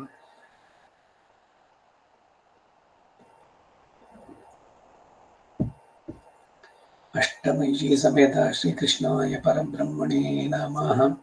अथ श्रीमद्भगवद्गीतासु उपनिषत्सु ब्रह्मविद्यायां योगशास्त्रे श्रीकृष्ण अर्जुन संवादे विभूतियोगो नाम दशमोऽध्याये षड्विंशतिः श्लोकः। 26ನೇ श्लोक। अश्वत्थः सर्ववृक्षाणां देवर्षीणां च नारदः गन्धर्वाणां चित्ररथः सिद्धानां कपिलो मुनिः। ಮೂಲಕ್ಯರ್ಥ ಸರ್ವವೃಕ್ಷಾಣಾಂ ಸಮಸ್ತ ವೃಕ್ಷಗಳಲ್ಲೂ ಅಹಂ ಅಶ್ವತ್ಥಃ ಶ್ರೇಷ್ಠವಾಗಿ ಪೂಜಿಸುವವರ ಇಷ್ಟಾರ್ಥವನ್ನು ಕೊಡುವಂತಹ ಅಶ್ವತ್ಥ ವೃಕ್ಷ ನಾನೇ. ಅಶ್ವತ್ಥ ವೃಕ್ಷಕ್ಕೆ ಪೂಜ್ಯತೆ ಹೇಗೆ ಅಂತಂದ್ರೆ, ಸ್ತ್ರೀಯರಿಗೆ ದೀರ್ಘ ಸೌಮಂಗಲ್ಯ, ಅಪುತ್ರರಾದ ಸಂದರ್ಭದಲ್ಲಿ ಪುತ್ರ ಪ್ರಾಪ್ತಿ, ಹೀಗೆ ಕಾಮಿತಾರ್ಥವನ್ನು ಉಂಟು ಮಾಡುವ ಶಕ್ತಿ ಅಶ್ವತ್ಥ ವೃಕ್ಷದಲ್ಲಿ ಪ್ರತಿಷ್ಠಿತನಾಗಿ ಅಂತರ್ಯಾಮಿಯಾಗಿರುವ ವಿಷ್ಣುವಿನ ಮೂಲಕ ಎಂದು ಭವಿಷ್ಯೋತ್ತರ ಪುರಾಣದಲ್ಲಿ ಹೇಳಿದೆ. ಇದನ್ನೇ ಇಟ್ಕೊಂಡು ಆಳ್ವಾರರು ಕೂಡ ಅರಶಾಣಿಯೈ ಶುದ್ಧಿ ಅಂತಾರೆ. ಮದುವೆಗೆ ಮೊದಲು ಅಶ್ವತ್ಥ ವೃಕ್ಷಕ್ಕೆ ಪೂಜೆಯನ್ನು ಮಾಡಿ ಪ್ರದಕ್ಷಿಣೆಯನ್ನು ಮಾಡಿ ಬರುವಂತ ಮುಂದಿನ ಬಾಳು ಗೃಹಸ್ಥಾಶ್ರಮದಲ್ಲಿ ಚೆನ್ನಾಗಾಗ್ಲಿ, ವಿವಾಹ ಆಗಿಲ್ಲದಿದ್ರೆ ವಿವಾಹ ಆಗೋದಕ್ಕಾಗಿ ಇದು ಈ ಸಂದರ್ಭದಲ್ಲಿ ಇನ್ನು ಇವಾಗಲೂ ತಮಿಳುನಾಡಿನಲ್ಲಿ ಇನ್ನೂ ಅನೇಕ ಕಡೆಯಲ್ಲಿ ಇದೆ. ವಿವಾಹಕ್ಕೆ ಮೊದಲು ಅಶ್ವತ್ಥ ಪ್ರದಕ್ಷಿಣೆ ಮಾಡುವಂಥದ್ದು. ಮೂಲತೋ ಬ್ರಹ್ಮರೂಪಾಯ ಮಧ್ಯತೋ ವಿಷ್ಣು ರೂಪಿಣಿ ಅಗ್ರತ ಶಿವರೂಪಾಯ ವೃಕ್ಷರಾಜಾಯತೆ ನಮಃ ಅಂತಂದ್ಬಿಟ್ಟು ಒಂದು ಶ್ಲೋಕ ಬೇರೆ ಅಶ್ವತ್ಥ ವೃಕ್ಷಕ್ಕಿರುವಂಥ ಹಿರಿಮೆ. ವೇದದಲ್ಲಿ ಸೋ ಅಶ್ವತ್ಥ ಸಂವತ್ಸರ ತಿಷ್ಠತೆ, ಈ ಮರದ ಕೆಳಗಡೆ 1 ಸಂವತ್ಸರ ಕಾಲ ಭಗವಂತ ನಿಂತಿದ್ದಂತೆ ವೇದವನ್ನು ತಿಳಿಸಿದ್ದು. ಅದಕ್ಕಾಗಿ ಅದಕ್ಕೆ ಅಶ್ವತ್ಥತ್ವಂ ಅನ್ನೋ ಒಂದು ಪದ ಬಂತು ಅಂತ ವೇದದ ಹಿನ್ನೆಲೆಯಲ್ಲಿ ಬರುವಂತ. ಹಾಗಾಗಿ ಮರಗಳಲ್ಲಿ ನಾನು ಅಶ್ವತ್ಥ. ಹಾಗಾದ್ರೆ ಈ ಪಲಾಶ ಹೇಳ್ತೀವಲ್ಲ, ಪಲಾಶ ಯಜ್ಞ ಕ್ರಿಯೆಗಳಲ್ಲಿ ಬೇಕಾದ್ದು. ಪಲಾಶ ಸಮಿತ್ತು, ಪಲಾಶ ದಂಡ, ಬ್ರಹ್ಮಚರ್ಯದಲ್ಲಿ ಉಪದೇಶನಂತಿ ಗೀತೆ ಜ್ಞಾನಂ ಜ್ಞಾನಿನಃ ತತ್ವದರ್ಶಿನ ಸಮಿತ್ ಪಾಣಿಹಿ ಅಂತ ಬರ್ಬೇಕಾದ್ರೆ ಅಲ್ಲಿ ಇದು ವೃಕ್ಷಗಳಿಗೆ ರಾಜ. ಆದ್ರಿಂದ ಅಶ್ವತ್ಥ. ಮರಗಳಲ್ಲಿ ನಾನು ಅಶ್ವತ್ಥ ಅಂತ. ದೇವರ್ಷೀಣಾಂಚ ಕೂಡ, ದೇವರ್ಷಿಗಳಲ್ಲೂ ಕೂಡ ಅಹಂ ನಾರದಃ ನಾರಂ ದದಾತಿ ಇತಿ ನಾರದಃ ಎಂಬ ವ್ಯುತ್ಪತ್ತಿ ಮೂಲಕ ಸರ್ವರಿಗೂ ಜ್ಞಾನಪ್ರದನಾಗಿ ತನ್ಮೂಲಕ ಪ್ರಾಶಸ್ತ್ಯವನ್ನು ಹೊಂದಿದ ನಾರದ ಮುನಿ ನಾನೇ. ಭಕ್ತಿ ಸೂತ್ರವನ್ನು ಬರೆದದ್ದು ಬಹಳ ಪ್ರಸಿದ್ಧವಾದ್ದು ನಾರದ ಭಕ್ತಿ ಸೂತ್ರ. ರೂಢಿನಲ್ಲಿ ಏನ್ ಮಾಡ್ಬಿಟ್ಟಿದೀವಿ, ಅವನು ನಾರದ ಕಂಡ್ರಿ ಅಂತ ಯಾರಿಗೋ ಇಬ್ಬರು ಜಗಳ ತಂದು ಹಾಕಿದ್ರೆ ಅವನನ್ನ ನಾರದ ಕೊಲ್ಸುವಂತದ್ದು. ಇದು ಅಪಚಾರ, ನಾರದರಲ್ಲಿ ಮಾಡುವಂತದ್ದು. ನಾವು ಬೆಳಗಾದ ತಕ್ಷಣ ನೆನೆಸ್ಕೊಳ್ಬೇಕಾದ್ರೆ ಪ್ರಹ್ಲಾದ, ನಾರದ, ಪರಾಶರ, ಪುಂಡರೀಕ, ವ್ಯಾಸ, ಅಂಬರೀಷ, ಶುಕ, ಶೌನಕ, ಭೀಷ್ಮದಾಲ್ಭ್ಯಾನ್, ರುಕ್ಮಾಂಗದ, ಅರ್ಜುನ, ವಿಭೀಷಣಾದಿ ಪುಣ್ಯಾನಿಮಾನ್ ಪರಮ ಭಾಗವತಾನ್ ಸ್ಮರಾಮಿ. ಪರಮ ಭಾಗವತರಲ್ಲಿ ಮೊದಲು ಪ್ರಹ್ಲಾದ ಆದ್ರೆ ಎರಡನೇವನೇ ನಾರದ ಮಹರ್ಷಿ. ಅವನು ಮಾಡಿದ ಎಲ್ಲ ಕೆಲಸ ಲೋಕ ಕಲ್ಯಾಣಕ್ಕೆ ಹೊರತು ಇಲ್ಲ. ಈ ತಾಮಸ ಪುರಾಣಗಳಲ್ಲಿ ಲಕ್ಷ್ಮಿಗೋ ಸರಸ್ವತಿಗೋ ತಂದಾಗ್ದ, ಇಲ್ಲ ಲಕ್ಷ್ಮಿಗೋ ಪಾರ್ವತಿಗೋ ಅಂತ ಏನೇನೋ ಇದರಲ್ಲಿ ಹೇಳೋದಿದೆ. ಮೂಲತಃ ಏನು ಅಂದ್ರೆ ನಾರದ ಭಕ್ತಿ ಸೂತ್ರವನ್ನು ಅಥ ಭಕ್ತಿಂ ವ್ಯಾಖ್ಯಾಸ್ಯಾಮಃ. ಭಕ್ತಿಯ ಬಗ್ಗೆ ಇವಾಗ ಚರ್ಚೆ ಮಾಡೋಣ. ಕಾ ಭಕ್ತಿ, ಭಕ್ತಿ ಅಂದ್ರೇನು? ಸಾ ಪ್ರೇಮ ರೂಪ. ಭಕ್ತಿ ಅನ್ನೋದು ಪ್ರೇಮ ರೂಪವಾದದ್ದು. ಹೇಗಿದೆ ಅಂದ್ರೆ ಯಥಾ ನಂದವ್ರಜ ಗೋಪೀನ, ನಂದವ್ರಜದಲ್ಲಿ ಗೋಪಿಯರಿದ್ದಾರಲ್ಲ ಅವರಿಂದ ನಾವು ಭಕ್ತಿ ಅನ್ನೋದನ್ನ ನೋಡ್ಬೇಕು. ಅವರು ಭಗವಂತನ ಹತ್ರ ಏನು ಕೇಳಲಿಲ್ಲ, ಅದ್ರ ಬದಲು ತಾವು ಏನು ಭಗವಂತನ ಕೃಷ್ಣನಿಗೆ ಯಾವ ರೀತಿಯ ಸೇವೆಯನ್ನು ಮಾಡೋಣ ಅನ್ನೋದ್ರಲ್ಲೇ ಪೂರ್ಣವಾಗಿದ್ದು. ಹೀಗೆ ಶುರುವಾಗುವಂತ ಸೂತ್ರ ಅದು 82 ಏನೋ ಇರ್ಬೇಕದು ನಾರದ ಭಕ್ತಿ ಸೂತ್ರ. ಹಾಗಾಗಿ ದೇವರ್ಷಿಗಳಲ್ಲಿ ನಾನು ನಾರದ. ಈಗ ತಾನೇ ಅವ್ರು ಕೇಳಿದ್ರಲ್ಲ, ಅದರಲ್ಲಿ ದೇವ ಋಷಿ ತರ್ಪಣದಲ್ಲಿ ಕೃಷ್ಣದ್ವೈಪಾಯನಾದಯೋ ಯೇ ಋಷಯ ಕೃಷ್ಣದ್ವೈಪಾಯನ ಯಾರೋ ವ್ಯಾಸ, ವ್ಯಾಸಾಯ ವಿಷ್ಣುರೂಪಾಯ ವ್ಯಾಸರೂಪಾಯ ವಿಷ್ಣುವೇ, ಅತ್ರಿ ಭೃಗು ಕುತ್ಸ ವಸಿಷ್ಠ ಗೌತಮ ಕಶ್ಯಪ ಅಂಗಿರಸ ಇವರಿಷ್ಟೇನ 7 ಜನನ, ಅನೇಕರಿದ್ದಾರೆ. ಆ ಎಲ್ಲ ಋಷಿಗಳ ಸಮೂಹದಲ್ಲಿ ತಗೊಂಡ್ರೆ ದೇವರ್ಷಿಗಳಲ್ಲಿ ದೇವರ್ಷಿ ಬೇರೆ, ಬ್ರಹ್ಮರ್ಷಿ ಬೇರೆ, ರಾಜರ್ಷಿ ಬೇರೆ, ಇವರೆಲ್ಲ ಸಾಧನೆ ಮಾಡಿ ಆಯಾಯ ಇದನ್ನು ಪಡೆದಂಥವ್ರು. ಹಾಗೆ ದೇವರ್ಷಿಗಳಲ್ಲಿ ನಾನು ನಾರದ. ಇಲ್ಲಿ ಅಡ್ರೆಸ್ ಮಾಡೋದ್ರಲ್ಲಿ ಆ್ಯಕ್ಚುಲಿ ಎಲ್ಲ ಋಷಿ ಪೂರ ಎಷ್ಟು ಜನ ಇದ್ದರು ಅವರುಗಳಲ್ಲಿ ನಾನು ನಾರದ. ಅಹಂ ನಾರದ. ಯಾಕೆಂದ್ರೆ ನಾರಂ ದದಾತಿ ಇತಿ ನಾರದ ಅನ್ನೋ ವ್ಯುತ್ಪತ್ತಿಯಿಂದ ಸರ್ವರಿಗೂ ಜ್ಞಾನವನ್ನು ಉಂಟು ಮಾಡೋದು. ಉಲ್ಲೇಖಗಳನ್ನು ನೀವು ನೋಡಿದ್ರೆ ಯಮ ನಚಿಕೇತನ ಸಂವಾದ, ನಚಿಕೇತನ ಹೊರಟ ವಾಜಶ್ರವಸನ ಮಗ, ಅವನಿಗೆ ದಾರಿನಲ್ಲಿ ಸಿಕ್ತವನು ನಾರದ. ಧ್ರುವ ಕಾಡಿಗೆ ಹೋಗಿ ತಪಸ್ ಮಾಡೋಕೆ ಶುರು ಮಾಡೋಕೆ ಹೋದ, ಆಗ್ಲೂ ಬಂದವನು ನಾರದ. ಯಾರು ಇವ್ರನ್ನ ಕರೆದಿದ್ರೆ ಅವ್ರನ್ನ ಯಾರು ಕಳಿಸಿದ್ರು ಏನು ಅಂತ ಭಗವಂತನನ್ನ ಪಡೆಯೋದ್ರ ಬಗ್ಗೆ ಮಾರ್ಗದರ್ಶನ ಕೊಡುವಂಥವನು ನಾರದ. ಪ್ರಹ್ಲಾದ ಖಯಾದು ಗರ್ಭಿಣಿಯಾಗಿದ್ದಾಗ ಇಂದ್ರ ಅವಳನ್ನು ಕರ್ಕೊಂಡೋಗಿ ರಾಕ್ಷಸ ನಿರ್ವಂಶ ಮಾಡ್ಬೇಕು ಅಂತ ಗರ್ಭಿಣಿ ಸ್ತ್ರೀ ನಡ್ಕೊಂಡು ಹೋಗ್ತಾನೆ. ಆಕಾಶ ಮಾರ್ಗದಲ್ಲಿ ಹೋಗೋದ್ ಮಧ್ಯದಲ್ಲಿ ನಾರದ ಬರ್ತಾನೆ. ಏನಿದು ನೀನು ದೇವೇಂದ್ರನಾಗಿ ಈ ರೀತಿ ಗರ್ಭಿಣಿಯಾದಂಥ ಅವಳನ್ನ ಅವನು ತಪಸ್ಗೋಗಿದ್ದಾನೆ ಹಿರಣ್ಯಕಶಿಪು, ಆ ಸಂದರ್ಭದಲ್ಲಿ ಮಾಡೋದೆ ಅಂತ ಹೇಳಿ ಅವಳನ್ನು ಬಿಡಿಸಿ ತಾನು ಕರ್ಕೊಂಡ್ಬಂದು ಆಶ್ರಮದಲ್ಲಿ ಅಲ್ಲಿ ಆ ಗರ್ಭದಲ್ಲಿದ್ದಾಗಲೇ ಪ್ರಹ್ಲಾದನಿಗೆ ನಾರದನಿಂದ ಬಂದಂಥದ್ದು ಎಲ್ಲ ನೀವೆಲ್ಲ ಕೇಳಿದ್ದೀವಿ. ಹೀಗೆ ನಾರದ ಹಿರಿಮೆ ಬಹಳಷ್ಟಿದೆ. ಒಂದು ಮುಖ್ಯವಾಗಿ ಕಲಿಬೇಕಾದದ್ದು ಏನು ಅಂದರೆ, ಯಾವುದೇ ಕಾರಣಕ್ಕೂ ಯಾರೋ ಜಗಳ ತಂದಾಗ್ತಾರೆ ಏನೋ ಮಾಡ್ತಾರೆ ಅಂದರೆ ಅವರನ್ನು ನಾರದರಿಗೆ ದಯವಿಟ್ಟು ಹೋಲಿಸಬೇಡಿ. ಯಾಕೆಂದ್ರೆ ದೊಡ್ಡ ಅಪಚಾರ ನೀವು ನಡೆಸ್ತಾ ಇದ್ದೀರಿ. ಪರಮ ಭಾಗವತರಲ್ಲಿ ಅಪಚಾರ, ಭಗವಂತನಲ್ಲಿ ಅಪಚಾರ ಮಾಡೋದಕ್ಕೆ ಕ್ಷಮಿಸ್ತಾನೆ. ಭಾಗವತರಲ್ಲಾದ್ರೆ ಅಂಬರೀಷೋಪಾಖ್ಯಾನ ಜ್ಞಾಪಿಸ್ಕೊಳ್ಳಿ. ಭಗವಂತನ ಹೇಳ್ಬಿಟ್ಟ ಚಕ್ರ ನಂದೇನೆ, ಆದರೆ ಈಗ ನಾನು ಹೇಳಿದ ಮಾತು ಕೇಳೋಲ್ಲ ಅಂದು. ನೀನು ಎಲ್ಲಿ ಅಪಚಾರ ಮಾಡಿದ್ಯೋ ಅವನ ಹತ್ರ ಹೋಗಿ ಕ್ಷಮಾಪಣೆ ಕೇಳು ಅಂತ. ಭಾಗವತರನ್ನ ಬೆಳಗಾದ ತಕ್ಷಣ ನೆನಪಿಸ್ಕೊಳ್ಬೇಕಾದದ್ದು. ಪ್ರಾತ ಸ್ಮರಣೀಯರು ಇವರೆಲ್ಲ. ಈ ಪರ್ಕಾಲ್ ಮಠದಲ್ಲಿ ಶ್ರೀಕಾರ್ಯಮಾಗಿದ್ದವರು ಡಿ ಕೃಷ್ಣಂಗಾರ್ ಅಂತ, ನಾನು ಅವ್ರನ್ನ ಭೇಟಿಯಾಗಿದ್ದೆ.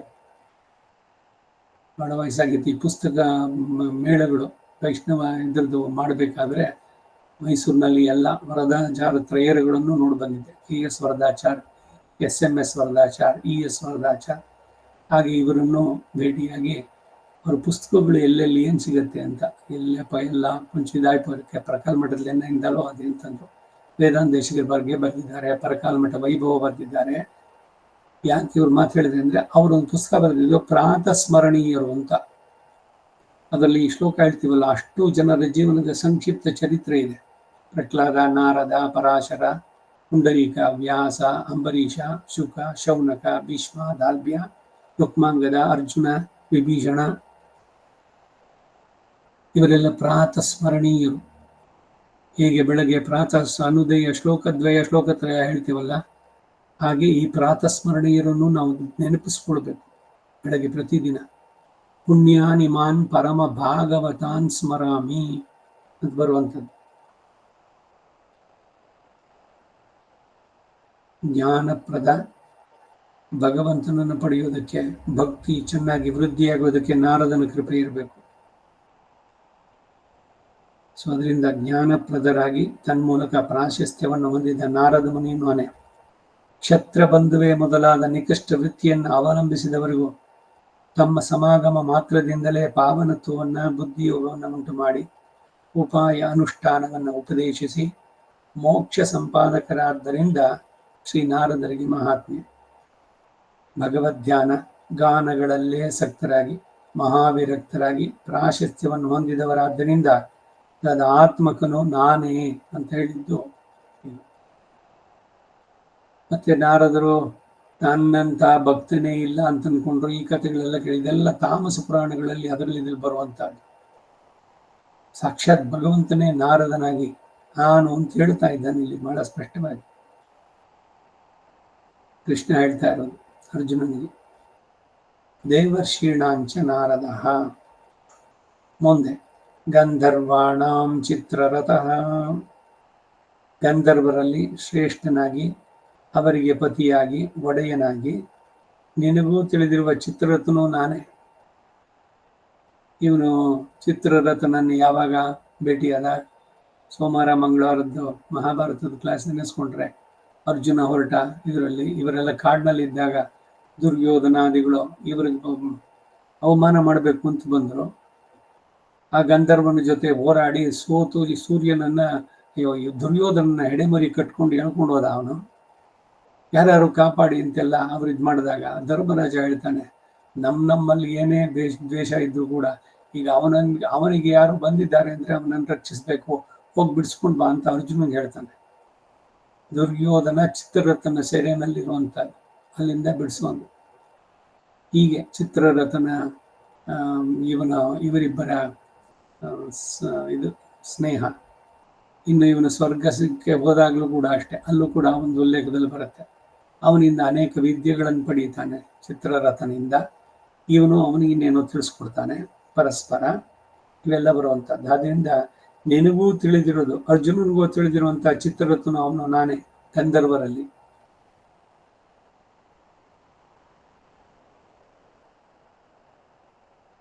ಈ ವಿವಾಹದಲ್ಲಿ ಒಬ್ಬ ಗಂಧರ್ವನನ್ನ ಒಂದು ಸಮಿತ್ತು, ಒಂದು ಪವಿತ್ರ ಮಾವಿನ ಸುತ್ತು ಇದರಲ್ಲೆಲ್ಲ ಸೇರಿಸಿ ಅವರಿಬ್ಬರ ಮಧ್ಯದಲ್ಲಿ ಒಂದು ಗಂಧರ್ವನನ್ನು ಇಟ್ಟು ಗಂಧರ್ವ ಸ್ಥಾಪನೆ, ಆಮೇಲೆ ಗಂಧರ್ವ ಉದ್ವಾಸನೆ ಇದೆಲ್ಲ ಆಗ್ಬೇಕು. ಹೀಗೆ ಇವರುಗಳದೆಲ್ಲ ಇದೆ. ಇವಾಗ ನಾವು ಜಯಾದಿ ಹೋಮದಲ್ಲಿ ಗಂಧರ್ವ ತಸ್ಯ ಅಪ್ಸರಸಃ ನಾಮ ಎಲ್ಲ ಹೇಳಿದ್ರು. ಗಂಧರ್ವರಿಗೆ ತಾಭ್ಯಸ್ವಹ ಅಂದಾಗ ಅಪ್ಸರಸ ಅವರುಗಳಿಗೆ, ಗಂಧರ್ವರಿಗೂ ಅಪ್ಸರೆಯರಿಗೂ ಇವರಿಗೆಲ್ಲ ಯಾಕೆ ಹವಿಸ್ಸು ನೀಡೋದು ಅಂತಂದ್ರೆ ಇವರಲ್ಲಿ ಒಳ್ಳೆ ಇದಿದೆ, ಐಕ್ಯು, ಮೇಧಾಶಕ್ತಿ, ಇವೆಲ್ಲ ಅವರ ಕೃಪೆಯಿಂದ ಉಂಟಾಗಬೇಕು. ಕಾಮೋ ಗಂಧರ್ವ, ಮೃತ್ಯು ಅಂತ ಒಬ್ಬ ಗಂಧರ್ವ ಇದ್ದಾನೆ. ಇವರೆಲ್ಲರಿಗೂ ಕೂಡ ಹವಿಸ್ಸು ಸಮರ್ಪಣೆ ಇದೆ, 72 ಆಹುತಿಗಳು ಜಯಾದಿ ಹೋಮದಲ್ಲಿ ನಡೆಸಬೇಕಾದ್ರೆ. ಹಾಗೆ ಗಂಧರ್ವರು. ಪಾಂಡವರು ಪಾಂಚಾಲ ನಗರಕ್ಕೆ ಹೋಗುವ ಮಾರ್ಗದಲ್ಲಿ ಅರ್ಧರಾತ್ರಿಯಲ್ಲಿ ಭಾಗೀರಥಿ ನದಿಯಲ್ಲಿ ಹೆಂಗಸರೊಂದಿಗೆ ಜಲಕ್ರೀಡೆಯಲ್ಲಿದ್ದ ಚಿತ್ರರಥನನ್ನು ಕಾಣ್ತಾರೆ. ಅರ್ಜುನನಿಗೂ ಚಿತ್ರನಿಗೂ ವಾಗ್ವಾದ ಉಂಟಾಗಿ ಚಿತ್ರರಥ ಬಾಣ ಪ್ರಯೋಗ ಮಾಡ್ತಾನೆ. ಆಗ ಅರ್ಜುನ ಕುಪಿತನಾಗಿ ಆಗ್ನೇಯಾಸ್ತ್ರವನ್ನು ಉಪಯೋಗಿಸಿದ್ದರಿಂದ ಚಿತ್ರರಥನ ರಥ ದಗ್ಧವಾಯಿತು, ಸುಟ್ಟೋಯ್ತು. ಚಿತ್ರರಥನು ತಾನು ದಗ್ಧ ರಥನಾದನೇ ಎಂದು ಚಿಂತಾಕ್ರಾಂತನಾಗಿದ್ದಾಗ ಆತನ ಹೆಂಡತಿಯಾದ ಕುಂಭೀನಸಿಯು ಯುಧಿಷ್ಠಿರನಲ್ಲಿ ಪತಿಯ ಬಿಡುಗಡೆಗಾಗಿ ಶರಣಾಗತಳಾದ್ದರಿಂದ ಅಣ್ಣನ ಆಜ್ಞೆ ಪ್ರಕಾರ ಅರ್ಜುನ ಚಿತ್ರರಥನ ಬಿಟ್ಟು ಬಿಡ್ತಾನೆ. ಬಿಡಿ, ಇದು ಇನ್ನೊಂದು ಕತೆ. ಚಿತ್ರರಥ ಗಂಧರ್ವ, ಕುಬೇರ ಇವನು ಸೌಗಂಧಿಕ ಪುಷ್ಪಕ್ಕೆ ಇದು ಹೊರಟಾಗ ಭೀಮನ ಜೊತೆ ಅಲ್ಲಿ ಯುದ್ಧ. ಮೊದಲು ಯಾರಿಗೂ ಬಿಟ್ಟಿದ್ದಲ್ಲ ಈ ಅಹಂಕಾರ, ನಾನು ಬಿಟ್ಟಿರಿಲ್ಲ ಅಂತ, ಇವರೇನು ಮಾ ಅಂತಂದ್ಬಿಟ್ಟಂದಾಗ ಜೊತೆಯಲ್ಲಿ ಬರುವಂಥದ್ದು. ಹಾಗೆ ಈ ಚಿತ್ರರಥನ ಅಹಂಕಾರ ಇದು ಮಾಡಿದ್ದು. ಈ ಕುಂಭಿನಸಿನವಳು ಈ ರಾಕ್ಷಸ ವಂಶದವಳಲ್ಲ, ಅವಳು ದುರ್ಯೋಧನನನ್ನ ಪ್ರಾರ್ಥನೆ ಮಾಡಿದ್ಲು ಪತಿಯ ಬಿಡುಗಡೆಗಾಗಿ. ಕಡೆಗೆ ಚಿತ್ರರಥನ ಬಿಡುಗಡೆ ಆಗೋದು. ಆಮೇಲೆ ಚಿತ್ರರಥನಿಗೂ ಅರ್ಜುನನಿಗೂ ಪರಸ್ಪರ ಪ್ರೀತಿ ಉಂಟಾಗಿ ಚಿತ್ರರಥ ವಸಿಷ್ಠ, ವಿಶ್ವಾಮಿತ್ರ, ಪರಾಶರ ವೃತ್ತಾಂತಗಳನ್ನೆಲ್ಲ ತಿಳಿಸಿ ಧೌಮ್ಯರನ್ನು ಪುರೋಹಿತರನ್ನಾಗಿ ವರಿಸಬಹುದು ಎಂದು ಮತ್ತು ಪಾಂಡವರಿಗೆ ಶ್ರೇಯಸ್ಸು ಉಂಟಾಗತ್ತೆ ಎಂದು ಹೇಳಿ ಅರ್ಜುನನಿಂದ ಆಗ್ನೇಯಾಸ್ತ್ರವನ್ನು ಪಡೆದು ಅವನು ಹೊರಟೋಗ್ತಾನೆ. ಅವಾಗ ಹೀಗೆ ಪ್ರಸಿದ್ಧನಾದ ಗಂಧರ್ವ ರಾಜ ಚಿತ್ರರಥ ಆತನಿಗೂ ಆತ್ಮವಾಗಿ ಸತ್ತಾದಾಯಕನಾಗಿರುವವನು ನಾನೇ. ಸತ್ತಾದಾಯಕ ಅಂದ್ರೆ ಅವನ ಎಕ್ಸಿಸ್ಟೆನ್ಸು. ಸತ್ತೆ ಅನ್ನೋ ಪದ, ಅವನ ಸತ್ತ ಅನ್ನೋ ಪದ ಇದ್ರಲ್ಲಿ ಬರೋಲ್ಲ, ನಾವು ರೂಢಿನಲ್ಲಿ ಉಪಯೋಗಿಸೋದು. ಅವನ ಪ್ರಾಣ ಹೋಯ್ತು ಅವನು ಸತ್ತ ಅಂತ, ಆ ಥರದಲ್ಲ. ಜೀವಾತ್ಮನ ಸತ್ತೆ ಅಂದ್ರೆ ಅವು ಇರವು, ಇಲ್ಲಿ ಅವನ ಸ್ಥಿತಿ, ಎಕ್ಸಿಸ್ಟೆನ್ಸ್. ಆತನಿಗೂ ಆತ್ಮವಾಗಿ ಸತ್ತಾದಾಯಕನಾಗಿದ್ದರಿಂದ ಚಿತ್ರರಥನು ನಾನೇ ಅಂತ ಹೇಳಿದ್ದೀನಿ. ಸಿದ್ಧಾನಾಂ ಪೂರ್ವ ಸುಕೃತಗಳ ಮೂಲಕ ಅಣಿಮಾದಿ ಐಶ್ವರ್ಯಗಳ ಸಿದ್ಧಿಯನ್ನು ಹೊಂದಿದಂತಹ ಸಿದ್ಧರುಗಳು. ಯೋಗ ಸಾಧನೆಯಲ್ಲಿ ಯಮ, ನಿಯಮ, ಆಸನ, ಪ್ರಾಣಾಯಾಮ, ಪ್ರತ್ಯಾಹಾರ, ಅಣಿಮಾದಿ ಅಷ್ಟಸಿದ್ಧಿಗಳು. ಆ ಸಿದ್ಧಿಯನ್ನು ಪಡೆದವರು ಸಿದ್ಧರು. ಪ್ರಾಣಾಯಾಮವನ್ನು ಸರಿಯಾಗಿ ನಡೆಸಿದ್ರೆ ಈ ಸಿದ್ಧಿ ಆಗತ್ತೆ. ಅಣಿಮ, ಲಘಿಮ, ಗರಿಮ ಹೀಗೆ ಬರುತ್ತೆ. 8 ಇದೆ ಯೋಗದ ಶಾಸ್ತ್ರದಲ್ಲಿ ಇವೆಲ್ಲ ತಿಳಿಸುವಂಥದ್ದು. ಪ್ರಾಣಾಯಾಮದಲ್ಲಿ ಸಿದ್ಧಿ, ಪ್ರಾಣವನ್ನ ಸ್ತಂಭಿಸಿಗೊಳಿಸಿ ಪೂರಕ, ರೇಚಕ, ಕುಂಭಕಗಳು ಆ ಬಹಳಷ್ಟು ವಿಧದ ಪ್ರಾಣಾಯಾಮಗಳನ್ನು ಮಾಡ್ತಾರೆ. ಕುಂಭಕ ಪ್ರಾಣಾಯಾಮ, ಭ್ರಮರಿ ಪ್ರಾಣಾಯಾಮ, ಅನೇಕವಾಗಿ ಬರುವಂಥದ್ದು. ಹಾಗೆ ಆ ಅಣಿಮಾದಿ ಐಶ್ವರ್ಯಗಳ ಸಿದ್ಧಿಯನ್ನು ಹೊಂದಿದವರು ಸಿದ್ಧರು. ಆ ಸಿದ್ಧಿ ಹೊಂದಿದ ಸಿದ್ಧರಲ್ಲಿ ಕಪಿಲ ನಾಮಕ ಮುನಿಯು ನಾನೇ. ಇಲ್ಲಿ ಹೇಳಿರುವಂತಹ ಕಪಿಲ ಕಾಪಿಲ ಸ್ಮೃತಿ ಕರ್ತರಲ್ಲ. ಕಪಿಲ ಅಂತ ಮತ್ತೊಬ್ಬ ಮಹರ್ಷಿ, ಅವನೊಂದು ಸ್ಮೃತಿಯನ್ನು ಬರೆದ, ಕಾಪಿಲ ಸ್ಮೃತಿ. ಇವೆಲ್ಲ ಶ್ರೀಭಾಷ್ಯ ಚರ್ಚೆ ಮಾಡಬೇಕಾದ್ರೆಲ್ಲ ಅಲ್ಲಿ ಹೇಳುವಂಥದ್ದು ಕಾಪಿಲ ಸ್ಮೃತಿ. ಅವನಲ್ಲ. ಭಗವದ್ ಅವತಾರವಾಗಿ ದೇವಹೂತಿಯ ಮಕ್ಕಳಾದ ಕಪಿಲ ಮಹರ್ಷಿ, ದೇವಹೂತಿಗೆ ಆತ್ಮಜ್ಞಾನವನ್ನು ತಿಳಿಸಿದವನು ಕಪಿಲ ಮಹರ್ಷಿ. ಕಪಿಲ ರೂಪಿಯಾದ ಭಗವಂತ, ಕಪಿಲಾವತಾರ ಅಂತ 40 ಅವತಾರಗಳನ್ನು ಹೇಳಬೇಕಾದ್ರೆ ಅಲ್ಲಿ ಈ ಒಂದು ಅವತಾರ. ಈಗ ವ್ಯಾಸ ಅದೊಂದು ಅವತಾರ ಅಂತ ಇದೆಯಲ್ವೋ. ವ್ಯಾಸ ವೇದಗಳನ್ನ ಕಲಿಯೋದಕ್ಕೆ 4 ಭಾಗ ಮಾಡಿದ್ದು ವೇದ ವ್ಯಾಸ. ಆ ರೀತಿ ದೇವಹೂತಿಯ ಮಕ್ಕಳಾದ ಕಪಿಲ ಮಹರ್ಷಿ. ಇಲ್ಲಿ ಒಂದು ದೊಡ್ಡ ಆಕ್ಷೇಪ ಉಂಟಾಗುತ್ತೆ. ಕಪಿಲರು ಕೂಡ ಶ್ರೀಕೃಷ್ಣನ ಹಾಗೆ ಭಗವದ್ ಅವತಾರವಾದರೆ ಕಪಿಲರು ಭಗವದ್ ವಿಭೂತಿಗೆ ಹೇಗೆ ಸೇರಿದ್ರು ಎಂಬುದು ಸರಿಯಾದ ಆಕ್ಷೇಪ. ಶರೀರಿಯನ್ನು ಹೇಳುವ ಶಬ್ದ ಶರೀರವನ್ನು ಸಹ ಹೇಗೆ ಬೋಧಿಸಬಲ್ಲದೋ ಹಾಗೆ ಕಪಿಲ ಅವತಾರಿಯ ದಿವ್ಯಮಗಳ ವಿಗ್ರಹವು ಕೂಡ ನನ್ನ ವಿಭೂತಿಯಲ್ಲಿ ಸೇರಿದ್ದೇನೆ ಅಂತೂ ಎನ್ನುವ ಭಾವ ಅಂದ್ರು. ಮುಂದೆ ರಾಮಶಸ್ತ್ರ ಭೃತಾಮಹಂ ಎಂಬಲ್ಲಿಯೂ ಕೃಷ್ಣೀನಾಂ ವಾಸುದೇವೋಸ್ಮಿ ಎಂಬಲ್ಲಿಯೂ ಕೂಡ ಹೀಗೆ ಗ್ರಹಿಸತಕ್ಕದ್ದಾಗಿದೆ. ಎಲ್ಲದರಲ್ಲೂ ಅವನಿದ್ದಾನೆ. ಅದಕ್ಕಾಗಿ ಇದು ವಿಭೂತಿ ಯೋಗ ಅಂತ ಹೇಳಿದ್ವಿ. ಅಂತಃ ಪ್ರವಿಷ್ಟ ಶಾಸ್ತಾಜನಾನಾಂ ಸರ್ವಾತ್ಮ, ಎಲ್ಲರಿಗೂ ಆತ್ಮನಾದವನು. ಆಯಾಯ ನಾಮಕವಾದ ಶರೀರಗಳಲ್ಲಿ ಇದ್ರು ಬಂದಾಗ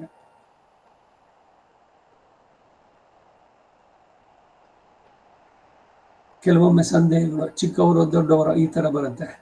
ನನ್ನ ಮೊಮ್ಮಗ ಒಂದು ಪ್ರಶ್ನೆ ಕೇಳಿದ, ರಾಮ ಸರ್ವಶಕ್ತ ಎಲ್ಲವನ್ನು ತಿಳಿದವನು, ಹಾಗಿದ್ದಾಗ ರಾವಣ ಕರ್ಕೊಂಡು ಹೋಗಿದ್ದಾನೆ ಅಂತ ಗೊತ್ತಿರ್ಲಿಲ್ವಾ? ಇಲ್ಲಿ ಬಂದು ಸ್ವೈದೇಹಿ ಏನಾದಳು, ಅಲ್ಲಿ ಹೋಗಿ ಸುಗ್ರೀವ ನೀನ್ ನನಗೆ ಹೆಲ್ಪ್ ಮಾಡೋ ಬೇಕಿತ್ತ? ರಾಮನಿಗೆ ಅಯೋಧ್ಯೆನಲ್ಲೇ ಕೂತ್ಕೊಂಡಿಲ್ಲ ರಾವಣನ ನಾಶವಾಗ್ಲಿ ಅಂತ ಹೇಳಿದ್ರೆ ಆಗ್ಬೋದಿತ್ತಲ್ಲ ಅಂತಂದ್ರೆ, ಅವನು ಮನುಷ್ಯನಾಗಿದ್ದಾಗ ಮನುಷ್ಯನಾಗಿ ಹೇಗಿರ್ಬೇಕೋ ಆ ರೀತಿ ಅವನಲ್ಲಿ ಅತಿಮಾನುಷ ಇದು ಮಾಡೋದಲ್ಲ. ಇದನ್ನೇ ಕೂರೇಶರಲ್ಲಿ ಬರಿಬೇಕಾದ್ರೆ ಅತಿಮಾನುಷ ಸ್ತವದಲ್ಲಿ ಹೇಳ್ತಾರೆ. ನೀನು ಯಾರು ಅಂತ ಕೇಳಿದ್ರೆ ಆತ್ಮಾನಂ ಮಾನುಷಂ ಮನ್ಯೆ ರಾಮೋ ದಶರಥಾತ್ಮಜಂ. ದಶರಥ ಅಯೋಧ್ಯೆ ರಾಜ, ಅವನ ಮಗ ನಾನು ರಾಮ. ಆತ್ಮಾನಂ ಮಾನುಷಂ, ನಾನೊಬ್ಬ ಮನುಷ್ಯ ಅಂತ ಹೇಳ್ಕೊಂಡವನು ಜಟಾವಿಗೆ ಮೋಕ್ಷ ಕೊಟ್ಟೆ ನೀನು. ಪಕ್ಷಿಗಳಿಗೆ ಸಾಮಾನ್ಯವಾಗಿ ಮೋಕ್ಷ ಇಲ್ಲ, ಯೂಶುವಲ್ ಇದ್ರಲ್ಲಿ ಬರುವಂಥದ್ದು. ಇವೆಲ್ಲ ತಿರ್ಯಕ್ ಇವುಗಳಲ್ಲಿ ಬರಬೇಕಾದ್ರೆ ಅವುಗಳೆಲ್ಲ ಇನ್ನೂ ಆ ಕರ್ಮಗಳು ಏನೇನಿದೆಯೋ ಇದನ್ನೆಲ್ಲ ಅನುಭವಿಸಿ ಆಮೇಲೆ ಬರಬೇಕು. ಅಂಥದ್ರಲ್ಲಿ ಮೋಕ್ಷ ಅವನಿಗೆ ಹೆಂಗೆ? ರಾಮನ ಜೀವನದಲ್ಲೂ ಕೂಡ ಅವನು ರಾಮನ ಮನುಷ್ಯನೇನೆ ಅಂತ ಹೇಳ್ಕೊಂಡು ಬಂದಾಗ್ಲೂ ಈ ರೀತಿ ಬರುವಂಥದ್ದು ಇಲ್ಲ. ಅದನ್ನ ಹೇಳ್ತಾ ಇದ್ದಾನೆ. ಹೇಗೆ ಇವಾಗ ಶರೀರಿಯನ್ನ ಹೇಳುವ ಶಬ್ದ ಶರೀರವನ್ನು ಹೇಗೆ ಸಂಬೋಧಿಸುತ್ತೋ ಇದೇ ತಾನೆ ಸಾಮಾನ್ಯವಾದಂಥ ಜ್ಞಾನ. ನಮಗೆ ಯಾರೋ ಒಬ್ಬರನ್ನ ನೋಡಿದಾಗ ಅವ್ರ ಶರೀರ ನೋಡ್ಬಿಟ್ಟೆ ಹೇಳ್ತಾ ಇರೋದು, ಅಡ್ರೆಸ್ ಮಾಡೋದು ಶರೀರಕ್ಕೆ, ಒಳಗಿರೋ ಆತ್ಮಕ್ಕೇನೋ ಆ ಅರಿವು ನಮಗಿದ್ರೆ ಶುಕಮುನಿ ದಾಳ್ವರ್ ಇವು ಉಲಹೇ ಶುಕಮಹರ್ಷಿಗಳಾಗ್ಬಿಡ್ತೀವಿ. ಆ ಶರೀರದಲ್ಲಿರೋವಂಥವನು ಆ ಆತ್ಮ. ಅದು ನೆನಪಾಗೋದೇ ಇಲ್ಲ ನಮಗೆ. ನಾವು ನೋಡೋದೇ ಯಾರು ನೋಡೋದಾದ್ರೂ ಶರೀರವನ್ನು ನೋಡೋದು. ಯಾರೋ ಹೋದ್ರು ಅಂದ್ರೆ ನಾಳೆ ದಿವಸ ಅವರಿಲ್ಲ ಅಂದ್ರೆ ಹೋಗ್ಬಿಟ್ರು ಅವರು. ಯಾರು ಹೋಗಿದ್ರು ಆ ಶರೀರ ನಮ್ಗೆ ನಾಳೆ ದಿವಸ ಕಾಣಿಸಲ್ಲ, ಆಗೋಯ್ತು ಅದು. ಈ ಥರದಲ್ಲಿ ಮೂಲತಃ ಏನು ಪ್ರತಿಯೊಂದರಲ್ಲೂ ಇದೆ. ಅದಕ್ಕೆ ಭಗವಂತನ ಸರ್ವ ಶಬ್ದವಾಚ್ಯ ಬ್ರಹ್ಮಸೂತ್ರದಲ್ಲಿ ಏನೇ ಒಂದು ಪದ ಹೇಳಿ ಅದು ಭಗವಂತನಿಗೆ ಸಂಬೋಧನೆ ಆಗತ್ತೆ. ಹಾಗೆ ಯಾವುದೇ ಚೇತನ ಚರಾಚರಾಣಿ ಸರ್ವಾಣಿ ಸರ್ವಂ ಭಗವದ್ವಪು. ವಪು ಅಂತ ಶರೀರ, ಭಗವಂತನಿಗೆ ಶರೀರ, ಇಡೀ ವಿಶ್ವ, ಇಡೀ ಲೋಕಗಳು ಸಮಸ್ತವೂ. ಅದರಿಂದ ಕಪಿಲ ಅವತಾರಿಯ ದಿವ್ಯ ಮಂಗಳ ವಿಗ್ರಹವು ಕೂಡ ನನ್ನ ವಿಭೂತಿಯಲ್ಲಿ ಸೇರಿದ್ದೇನೆ ಎನ್ನುವ ಭಾವ. ಅದು ಕೂಡ ಸೇರಿದ್ದೇನೆ. ಮುಂದೆ ರಾಮ ಶಸ್ತ್ರಭೃತಾಮಹಂ ಅಂತ ಬರುತ್ತೆ. ಇದರಲ್ಲಿ ಹೇಳಬೇಕಾದ್ರೆ ನಾನೇ ರಾಮ, ವೃಷ್ಣೀನಾಂ ವಾಸುದೇವೋಸ್ಮಿ. ವೃಷ್ಣಿಗಳು, ಭೋಜರು, ಅಂಧಕರು ಇವರೆಲ್ಲ ಯದುವಂಶದಲ್ಲಿ ಬೇರೆ ಬೇರೆ ಡಿನಾಸ್ಟಿಗಳು. ವೃಷ್ಣಿ ವಂಶದ ಕುಲದವನು ಇವನು ವಾಸುದೇವೋಸ್ಮಿ. ವಸುದೇವನ ಪುತ್ರನಾಗಿ ಜನಿಸಿದವನು ನಾನೇ. ಈಗ ಕೃಷ್ಣ ಅರ್ಜುನ್ ಮುಂದೆ ಹೇಳ್ತಾ ಇದ್ದಾನೆ ವಾಸುದೇವೋಸ್ಮಿ. ಹೀಗೆ ಗ್ರಹಿಸೋದು. ಹೀಗೆ ನನ್ನ ವಿಭೂತಿಗಳ ಮಧ್ಯೆ ಇವರುಗಳ ಶ್ರೇಷ್ಠಕ್ಕೆ ಕಾರಣ ನನ್ನ ಅಂತರಾತ್ಮತ್ವವೇ ಅನ್ನೋದು ಭಾವ. ಈಗ ಭಾಷ್ಯ ಈ ಶ್ಲೋಕಕ್ಕೆ ವೃಕ್ಷಾಣಾಂ ಪೂಜ್ಯೋ ಅಶ್ವತ್ಥೋಹಂ ದೇವರ್ಷೀಣಾಂ ನಾರದೋಹಂ. ಸರ್ವವೃಕ್ಷಾಣಾಂ ಸಮಸ್ತ ಮರಗಳಲ್ಲೂ ಪೂಜ್ಯ ಅಶ್ವತ್ಥೋಹಂ ಪೂಜಿಸಲು ಯೋಗ್ಯವಾದಂಥ ಅಶ್ವತ್ಥ ವೃಕ್ಷ ನಾನೇ. ಪೂಜಾರ್ಹವಾದ್ದರಿಂದ ಅಶ್ವತ್ಥ ವೃಕ್ಷಕ್ಕೆ ಮಹಾತ್ಮೆ. ಸೋಮವಾರದಿಂದ ಸೇರಿದ ಅಮಾವಾಸ್ಯೆಯಲ್ಲೂ ಮತ್ತು ಕ್ರಮವಾಗಿ ಕ್ಲುಪ್ತ ಕಾಲದಲ್ಲೂ ಅಶ್ವತ್ಥ ಪೂಜೆ, ಪ್ರದಕ್ಷಿಣೆ ಮೊದಲಾದವುಗಳಿಂದ ಸ್ತ್ರೀ ಪುರುಷರು ತಮ್ಮ ಅಭಿಷ್ಟಗಳನ್ನು ಹೊಂದಿರ್ತಾರೆ. ಇದೆಲ್ಲ ಬೇರೆ ಪುರಾಣಗಳ ಉಲ್ಲೇಖಗಳ ಭಾವ. ಅಮಾವಾಸ್ಯೆ ದಿವಸ ಸೋಮವಾರ ಆಗಿರಬೇಕು. ಆ ದಿವಸಗಳಲ್ಲಿ ಹೋಗಿ ಅಶ್ವತ್ಥ ಪೂಜೆ ಪ್ರದಕ್ಷಿಣೆ ಮಾಡಿ ಬರುವುದು. ಮಕ್ಕಳಿಲ್ಲದವರು ವಿದುರಾಶ್ವತ್ಥಕ್ಕೆ ಹೋಗಿ ವಿಶೇಷ ಪೂಜಾ ಫಲಕ್ಕಾಗಿ ಮಕ್ಕಳನ್ನು ಪಡೆದಿದ್ದಾರೆ ಎನ್ನುವ ಪ್ರತೀತಿ ಕೂಡ ಉಂಟು. ಪಾರಿಜಾತದ ವೃಕ್ಷಗಳ ಮಹಾತ್ಮೆಯನ್ನು ಹೊಂದಿ ಪ್ರಸಿದ್ಧವಾದವುಗಳು ಎಂದು ಇತಿಹಾಸದಲ್ಲಿ ಪ್ರೋಕ್ತಗಳಾದರೂ ಅವು ಪೂಜ್ಯಗಳು ಆಗದೇ ಇರುವುದರಿಂದ, ಪೂಜ್ಯಗಳಲ್ಲವಾದ್ದರಿಂದ ಅಂಥವುಗಳನ್ನು ವ್ಯಾವರ್ತಿಸಿ ವೃಕ್ಷಗಳೆಲ್ಲ ಪೂಜ್ಯವಾದದ್ದು ಅಶ್ವತ್ಥವಾದ್ದರಿಂದ ಪೂಜ್ಯ ಎಂಬ ಪ್ರಯೋಗ ಇಲ್ಲಿ.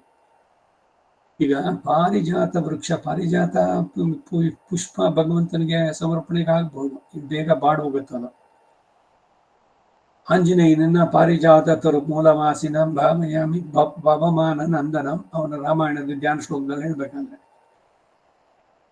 ಆದರೆ ಪಾರಿಜಾತ ವೃಕ್ಷ ಅಂತಿದ್ರು ಕೂಡ ವೃಕ್ಷ ರಾಜನಾದ ಅಶ್ವತ್ಥನಿಗೆ ವೃಕ್ಷಗಳಲ್ಲಿ ನಾನು ಅಶ್ವತ್ಥ ಅಂತ ಹೇಳಿದ್ದೀನಿ.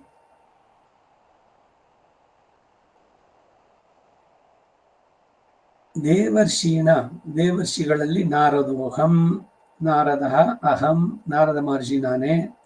ಶ್ರೀ ನಾರದ ಮಹರ್ಷಿ ಬಹು ಪ್ರಕಾರದಿಂದ ಅತಿಶಯ ಉಳ್ಳವರು ಎಂದು ಮಹಾಭಾರತಾದಿ ಇತಿಹಾಸ ಪುರಾಣಗಳಲ್ಲಿ ಪ್ರಸಿದ್ಧವಾದದ್ದು. ಶ್ರೀಮದ್ ರಾಮಾಯಣ ರಚನೆಗೆ ಅನುಗ್ರಾಹಕ ಬ್ರಹ್ಮ ಬಂದ. ಆರಂಭದಲ್ಲಿ ಎಲ್ಲ ನೀವು ಕೇಳಿದ್ದೀರಿ. ತಮಸಾ ನದಿ ತೀರ ವಾಲ್ಮೀಕಿಗಳು ಹೊರಟಿದ್ರು ಸ್ನಾನಕ್ಕೆ, ನದಿ ಸ್ನಾನಕ್ಕೆ. ಆ ಎರಡು ಕ್ರೌಂಚ ಪಕ್ಷಿಗಳು ಅದರಿಂದ ನೋಡ್ಬಿಟ್ಟು ಅವ್ರಿಗೆ ಬಹಳ ದುಃಖವಾಯಿತು. ಆ ಇದರಲ್ಲಿ ಅವ್ರ ಬಾಯಿಂದ ಉದ್ಗಾರ ಬಂದಿದ್ದು ಮಾನುಷವಾದ ಪ್ರತಿಷ್ಠಾ ಅಂತ. ಆಮೇಲೆ ಮನಸ್ಸಿಗೆ ಬೇಸರ ಆಯ್ತು, ಅಯ್ಯೋ ನಾನು ಶಪಿಸ್ಬಿಟ್ಟನಲ್ಲ ಬೇಡ ನನ್ನ ಅಂತ. ಅದಾದ್ಮೇಲೆ ಚತುರ್ಮುಖ ಬ್ರಹ್ಮನೇ ಬರ್ತಾನೆ ಇವನ ಆಶ್ರಮಕ್ಕೆ. ಇವ್ರು ಸ್ನಾನ ಮುಗಿಸ್ ಬಂದ್ಮೇಲೆ, ನಾನೇ ನಿನ್ನ ಬಾಯಿನ ನೋಡಿಸಿದ್ದು, ಇನ್ನಿಂದ ಒಂದು ಕೆಲಸ ಆಗ್ಬೇಕಾಗಿದೆ. ಆ ಅನುಷ್ಠುಪ್ ಛಂದಸ್ಸಿನಲ್ಲಿ ಬಂತಲ್ಲ ಶ್ಲೋಕ, ನೀನು ಆ ಛಂದಸ್ಸಿನಲ್ಲೇನೆ ನೀನು ರಾಮನ ಚರಿತೆಯನ್ನ ಬರೀ, ರಾಮಾಯಣವನ್ನ ಅಂತ. ನನಗೇನು ಗೊತ್ತು ಅಂದ್ರೆ ಎಲ್ಲ ಮುಂದಕ್ಕೆ ನಾರದ ಬಂದು ಹೇಳ್ತಾನೆ. ನಾರದನ್ ಬಂದ್ಬಿಟ್ಟು ವಸಿಷ್ಠ ನಾರದರ ಸಂವಾದ. ನಾರದರು ರಾಮಾಯಣವನ್ನು ಪೂರ್ಣವಾಗಿ ವಾಲ್ಮೀಕಿಗಳಿಗೆ ತಿಳಿಸಿ ಆಮೇಲೆ ಇವನನ್ನು ಬರೆದಿದ್ದು. ಸೊ ಅಲ್ಲಿ ಬರುವಂಥದ್ದು ಶ್ರೀಮದ್ ರಾಮಾಯಣದ ರಚನೆಗೆ ಅನುಗ್ರಾಹಕ ನಾರದ. ಉತ್ತರಾರ್ಧಾರ್ಥವು ವ್ಯಕ್ತ ಎಂಬ ಭಾವದಿಂದ ಅದಕ್ಕೆ ಭಾಷ್ಯವನ್ನು ಬರೀಲಿಲ್ಲ. ಇಲ್ಲಿ ಕಾಮೆಂಟ್ರಿ 10ನೇ ಶ್ಲೋಕದಲ್ಲಿ ಬೇಕಾದ್ರೆ ಗಂಧರ್ವಾಣಾಂ ಚಿತ್ರರಥಃ ಸಿದ್ಧಾನಾಂ ಕಪಿಲೋ ಮುನಿಹಿ, ಅದಕ್ಕೆ ಮತ್ತೆ ಇಲ್ಲಿ ಭಾಷ್ಯ ಯಾಕಿಲ್ಲ ಅಂತ ಕೇಳಿದ್ರೆ ಅದಕ್ಕೆ ಉತ್ತರ ಬರೆದಿದ್ದಾರೆ. ಗಂಧರ್ವರಿಗೆ ಪತಿಯಾಗಿ ನಿನಗೂ ತಿಳಿದಿರುವ ಚಿತ್ರರಥ ನಾನೇ ಅಂತ ಹೇಳಲ್ಪಟ್ಟಿದ್ದು. ಸಿದ್ಧರಿಂದ ಏಕೆ ಅವರಿಗೆ ಹೆಸರು ಎಂದರೆ ಪೂರ್ವಾರ್ಜಿತ ವಿಶೇಷ ಸುಕೃತ ದ್ವಾರ ಜನ್ಮ ಪ್ರವೃತ್ತಿ ಸಿದ್ಧವಾದ ಅಣಿಮಾದಿ ಐಶ್ವರ್ಯ ಉಳ್ಳವರು ಎಂಬ ಭಾವ. ಈಗ ಸಿದ್ಧರು, ಚಾರಣರು, ಗಂಧರ್ವರು, ಅಪ್ಸರರು, ಇದರಲ್ಲಿ ಬರುತ್ತಲ್ಲ ಸುಪ್ರಭಾತದಲ್ಲಿ ಸಿದ್ಧರು, ಸಾಧ್ಯರು ಇವೆಲ್ಲ ಬೇರೆ ಬೇರೆ ಸ್ತರದಲ್ಲಿ ಇರೋರು. ಯಕ್ಷರು, ಗಂಧರ್ವರು,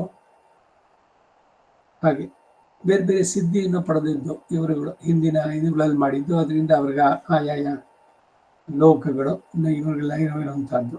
ಹೀಗೆ ಕಪಿಲ ಮಹರ್ಷಿಯು ಆದಿ ವಿದ್ವಾನ್ ಸಿದ್ಧ ಎಂದು ಪ್ರಶಂಸಿಸಿದ್ದಾರೆ. ಕಾಪಿಲ ಸ್ಮೃತಿ ಋಷಿತ್ ಪ್ರಸೂತಂ ಕಪಿಲಂ ಮಹಾಂತಂ ಶ್ವೇತಾಶ್ವರ ಉಪನಿಷತ್ತು 5:2 ಎಂಬ ಶ್ರುತಿ ಕೂಡ ಅವರನ್ನು ಕೊಂಡಾಡುತ್ತೆ. ರಾಮಾಯಣದಲ್ಲಿ ತೇಪಿ ಸರ್ವೇ ಮಹಾತ್ಮಾನೋ ಭೀಮವೇಗ ಮಹಾಬಲಾಹ ದದೃಶು ಕಪಿಲಂ ತತ್ರ ವಾಸುದೇವಂ ಸನಾತನಂ. ರಾಮಾಯಣದ ಬಾಲಕಾಂಡ. ವಾಸುದೇವನೇ ಕಪಿಲಾವತಾರಿಯಾದ ಅಂತ ಹೇಳಲ್ಪಟ್ಟಿದ್ದು.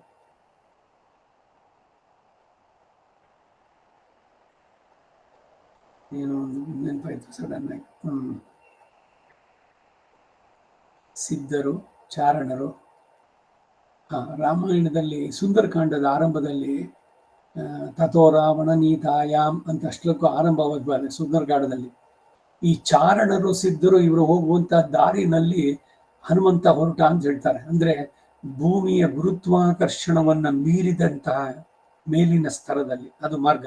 ಈಗ ಏರೋಪ್ಲೇನ್ ಇವೆಲ್ಲ 29,000 30,000 ಅಡಿ ಎತ್ತರದಲ್ಲಿ ಹೋಗ್ಬೇಕಾದ್ರೆ ಅದ್ರ ಕೆಳಗಡೆನಲ್ಲಿ ಕಾಣಿಸುತ್ತೆ ಮೋಡಗಳೆಲ್ಲ, ಮೇಲೆ ಇನ್ನೂ ನಿರಭ್ರವಾದ ಆಕಾಶ. ಆ ರೀತಿ ಆ ಚಾರಣಾಪತಿ ಏನ್ ಹೇಳ್ತಾ ಇದ್ದೆ, ನೆನಪೇನು ಆಯ್ತು ಮರ್ತೋಯ್ತು ಒಂದಿದ್ದು ಅಂದ್ರೆ, ಈ ನರಸಿಂಹ ಪುರಾಣದಲ್ಲಿ ಅಥವಾ ನರಸಿಂಹ ಸಹಸ್ರನಾಮವನ್ನ ನೋಡಿ. ನರಸಿಂಹನ ಅವತಾರ ಆಯಿತು, ಇದೆಲ್ಲ ಆದ್ಮೇಲೆ ಒಬ್ಬೊಬ್ಬರು ಕೂಡ ಸಿದ್ಧ ಊಚುಹು, ಚಾರಣ ಊಚುಹು, ಗಂಧರ್ವ ಊಚುಹು, ಎಲ್ರೂ ನಮಸ್ಕಾರ ಮಾಡ್ತಾರೆ. ನಾವು ಸಿದ್ಧರು, ನಾವು ಗಂಧರ್ವರು, ನಾವು ನೀವು ಶರಣಾಗಿದ್ದೇವೆ ಅಂತೆಲ್ಲ ಹೇಳ್ತಾರೆ. ಅವನ ಉಗ್ರ ರೂಪವನ್ನು ನೋಡಿ ಲಕ್ಷ್ಮಿಯು ಕೂಡ ಭಯಪಡ್ತಾಳೆ ಹೋಗೋದಕ್ಕೆ. ಪ್ರಹ್ಲಾದನನ್ನೇ ಕೇಳ್ತಾರೆ, ಅವನು ಹೋಗ್ತಾನೆ. ಅವನ ಕೋಪವನ್ನ ಬಿಡ್ಲಿ ಅಂತ. ಕೋಪ ಇತ್ತ ಭಗವಂತನಿಗೆ. ತನ್ನ ಭಕ್ತರಿಗೆ ತೊಂದರೆ ಮಾಡಿದವ್ರ ಮೇಲೆ ಅವನಿಗೆ ಎಂತಹ ಕೋಪವನ್ನು ತಾನು ಆರೋಪಿಸ್ಕೊಳ್ತಾನೆ ಅನ್ನೋದಕ್ಕೆ. ರಾಮನಲ್ಲಿಯೂ ಕೂಡ ರಾವಣನ ಸಂಹಾರ ಆಗೋಕ್ ಮೊದಲು ಯದಿವಾ ರಾವಣ ಸ್ವಯಂ ಅಂತ ಹೇಳಿದ್ನಲ್ಲ ವಿಭೀಷಣ ಶರಣಾಗತಿನಲ್ಲಿ. ಮತ್ತೆ ರಾವಣನೇ ಒಂದ್ ವೇಳೆ ನನ್ನಲ್ಲಿ ಶರಣಾದ್ರು ರಕ್ಷಣೆ ಮಾಡ್ತೀನಿ ಅಂತಂದವನು ರಾಮನು ಯಾಕೆ ಇದ್ ಮಾಡಿದ್ದು ಅಂದ್ರೆ, ಆ ಮಾತಲ್ಲಿ ಇದನ್ನು ಇದು ಮಾಡ್ಬೇಕಾದ್ರೆ ರಥಕ್ಕೆ ಸಾರಥಿಗೆ ಎಲ್ಲ ಅವನು ಬಹಳ ಘಾತಿಸಿದಾಗ ರಾಮ ಅವಾಗ ಅಗಸ್ತ್ಯರು ಬಂದು ಹೇಳಿದ್ದಾಯ್ತು, ಸಮಯ ಮೀರ್ತಾ ಇದೆ, ಸನ್ಸೆಟ್ ಆಗತ್ತೆ, ಅದಾದ್ಮೇಲೆ ಇನ್ ರಾಕ್ಷಸರ ಬಲ ಇನ್ನೂ ಹೆಚ್ಚಿಗೆ ಆಗತ್ತೆ, ಮುಗಿಸ್ಬಿಡು ಅವನ್ನ ಅಂತ. ಇಲ್ಲೆಲ್ಲ ಆಯಾಯ ಸಂದರ್ಭ ಘಟನೆಗಳು ಬರ್ಬೇಕಾದ್ರೆ ಮೂಲತಃ ಏನ್ ಹೇಳೋದಕ್ಕೆ ಅಂದ್ರೆ, ಭಗವಂತನ ಕೋಪ ಬರುತ್ತಾ, ಭಗವಂತ ಕ್ಷಮಿಸ್ತಾನೆ ಎಲ್ರನ್ನೂ. ಆದರೆ ಅವನ ಭಕ್ತರಿಗೆ ಏನಾದ್ರೂ ಮಾಡಿದ್ರೆ ಅವನ ಕ್ಷಮಿಸೋದಿಲ್ಲ. ಅವನಿಗೇನಾದ್ರೂ ಹೀಗೆ ಅವನ ಭಕ್ತರಿಗೆ ಏನಾದ್ರು ಯಾರು ತೊಂದರೆ ಮಾಡಿದ್ರೆ, ಅವ್ರ ಬಗ್ಗೆ ಏನಾದ್ರು ಮಾತಾಡಿದ್ರೆ ಅವರಿಗೆ ಪನಿಷ್ಮೆಂಟ್. ಭಾಗವತ ಅಪಚಾರ ಅದಕ್ಕಾಗೇನೆ ಬಹಳ ತೀವ್ರವಾದದ್ದು. ಭಗವದಪಚಾರ, ಭಾಗವತಾಪಚಾರ, ಸಖ್ಯಾಪರೋಚಾರ, ರೂಪ ನಾನಾ ವಿಧಾನಂತಾಪಚಾರಾನ್ ಎಲ್ಲವನ್ನೂ ಸೇರಿಸಿ ಕ್ಷಮಸ್ವ ಅಂದರು ರಾಮಾನುಜರು. ಏನ್ ಕ್ಷಮಾಪಣೆ ಕೇಳಬೇಕು ದೇವರಲ್ಲಿ? ಅಪರಾಧ ಕ್ಷಮಾಪಣೆ ಪ್ರತಿದಿನ ಇರಬೇಕು. ಹೀಗೆ ಮುಂದಿನ ಶ್ಲೋಕಕ್ಕೆ ಹೋಗೋಣ. 27. ಉಚ್ಚೈಶ್ರವಸಂ ಅಶ್ವಾನಾಂ ವಿದ್ಧಿ ಮಾಂ ಅಮೃತೋದ್ಭವಂ ಐರಾವತಂ ಗಜೇಂದ್ರಾಣಾಂ ನರಾಣಾಂಚ ನರಾಧಿಪಂ. ಸಾಮಾನಾಧಿಕರಣ್ಯದ ತಾತ್ಪರ್ಯ ಚೆನ್ನಾಗಿ ಮನಸ್ಸಿಗೆ ಹಿಡಿಯಲಿ ಎನ್ನುವ ಆಶಯದಿಂದ ಸಾಮಾನಾಧಿಕರಣ್ಯ ರೂಪದಲ್ಲಿ ಹೇಳುವುದನ್ನು ಬಿಟ್ಟು ಸಾಮಾನಾಧಿಕಾರಣ್ಯದ ತಾತ್ಪರ್ಯವನ್ನ ಇಲ್ಲಿ ವಿಶದೀಕರಿಸ್ತಾರೆ. ಅಶ್ವಾನಾಂ ಕುದುರೆಗಳಲ್ಲೆಲ್ಲ ಅಮೃತೋದ್ಭವಂ ಸಮುದ್ರ ಮಥನ ಕಾಲದಲ್ಲಿ ಕ್ಷೀರ ಸಮುದ್ರದಿಂದ ಹುಟ್ಟಿದಂತಹ ಉಚ್ಚೈಶ್ರವ ದೊಡ್ಡದಾದ ಕಿವಿಗಳುಳ್ಳದ್ದಾಗಿ ಇಂದ್ರನಿಗೆ ರಾಜಾಶ್ವವಾಗಿ ಮಹಾತ್ಮೆಯನ್ನು ಹೊಂದಿದಂತಹ ಉಚ್ಚೈಶ್ರವ ನಾಮಕ ಕುದುರೆಯನ್ನಾಗಿ ಮಾಂ ವಿದ್ಧಿ ನನ್ನನ್ನ ತಿಳಿ. ಎಲ್ಲೆಲ್ಲಿ ಏನೇನು ಒಳ್ಳೇದಿದೆಯೋ ಅದರಲ್ಲೆಲ್ಲ ನಾನಿದ್ದೀನಿ ಅಂತಾನೆ ಕಡೆಯಲ್ಲಿ. ಯದ್ಯದ್ ವಿಭೂತಿ ಕಡೆಯಲ್ಲಿ ಈ ಶ್ಲೋಕ ಈ ಅಧ್ಯಾಯದಲ್ಲಿ ಬರ್ಬೇಕಾದ್ರೆ ಒಂದೊಂದೇ ಹೇಳಿದ್ರೆ ಮುಗಿಯೋದೇ ಕೊನೆನೇ ಇಲ್ಲ.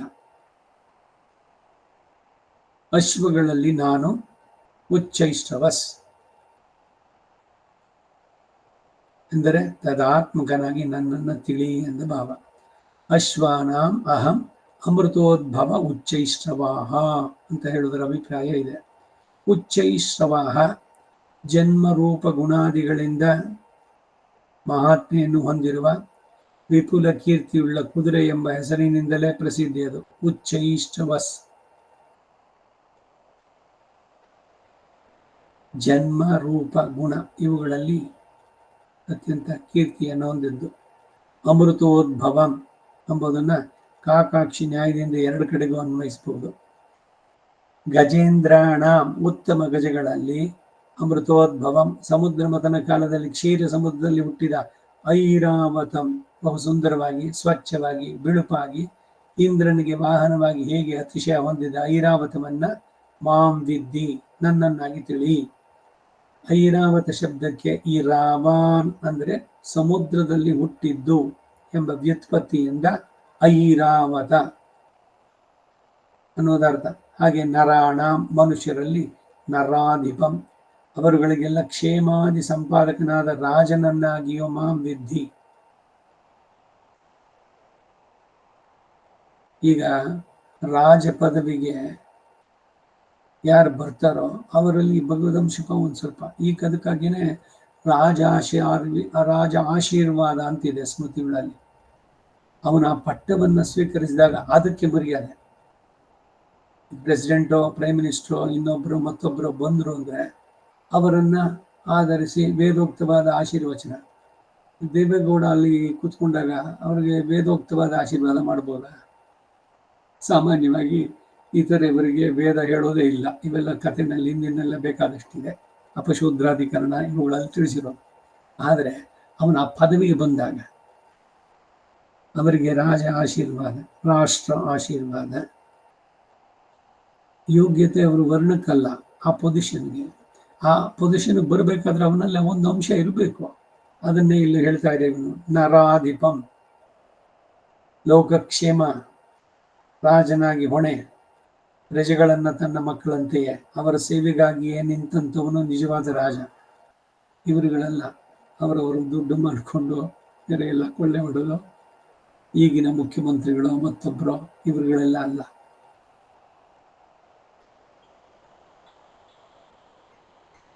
ಲೋಕಕ್ಕೆ ಹಿತವನ್ನ ಬಯಸಿ ಮಾಡುವಂಥವನು ಅವನು. ನಾ ವಿಷ್ಣು ಪೃಥ್ವೀಪತಿ ಎಂಬ ಉಕ್ತಿಯನುಸಾರ ವಿಷ್ಣುವೇ ಆತನಿಗೆ ಅತಿದಾಯಕ ಎಂಬ ಭಾವ.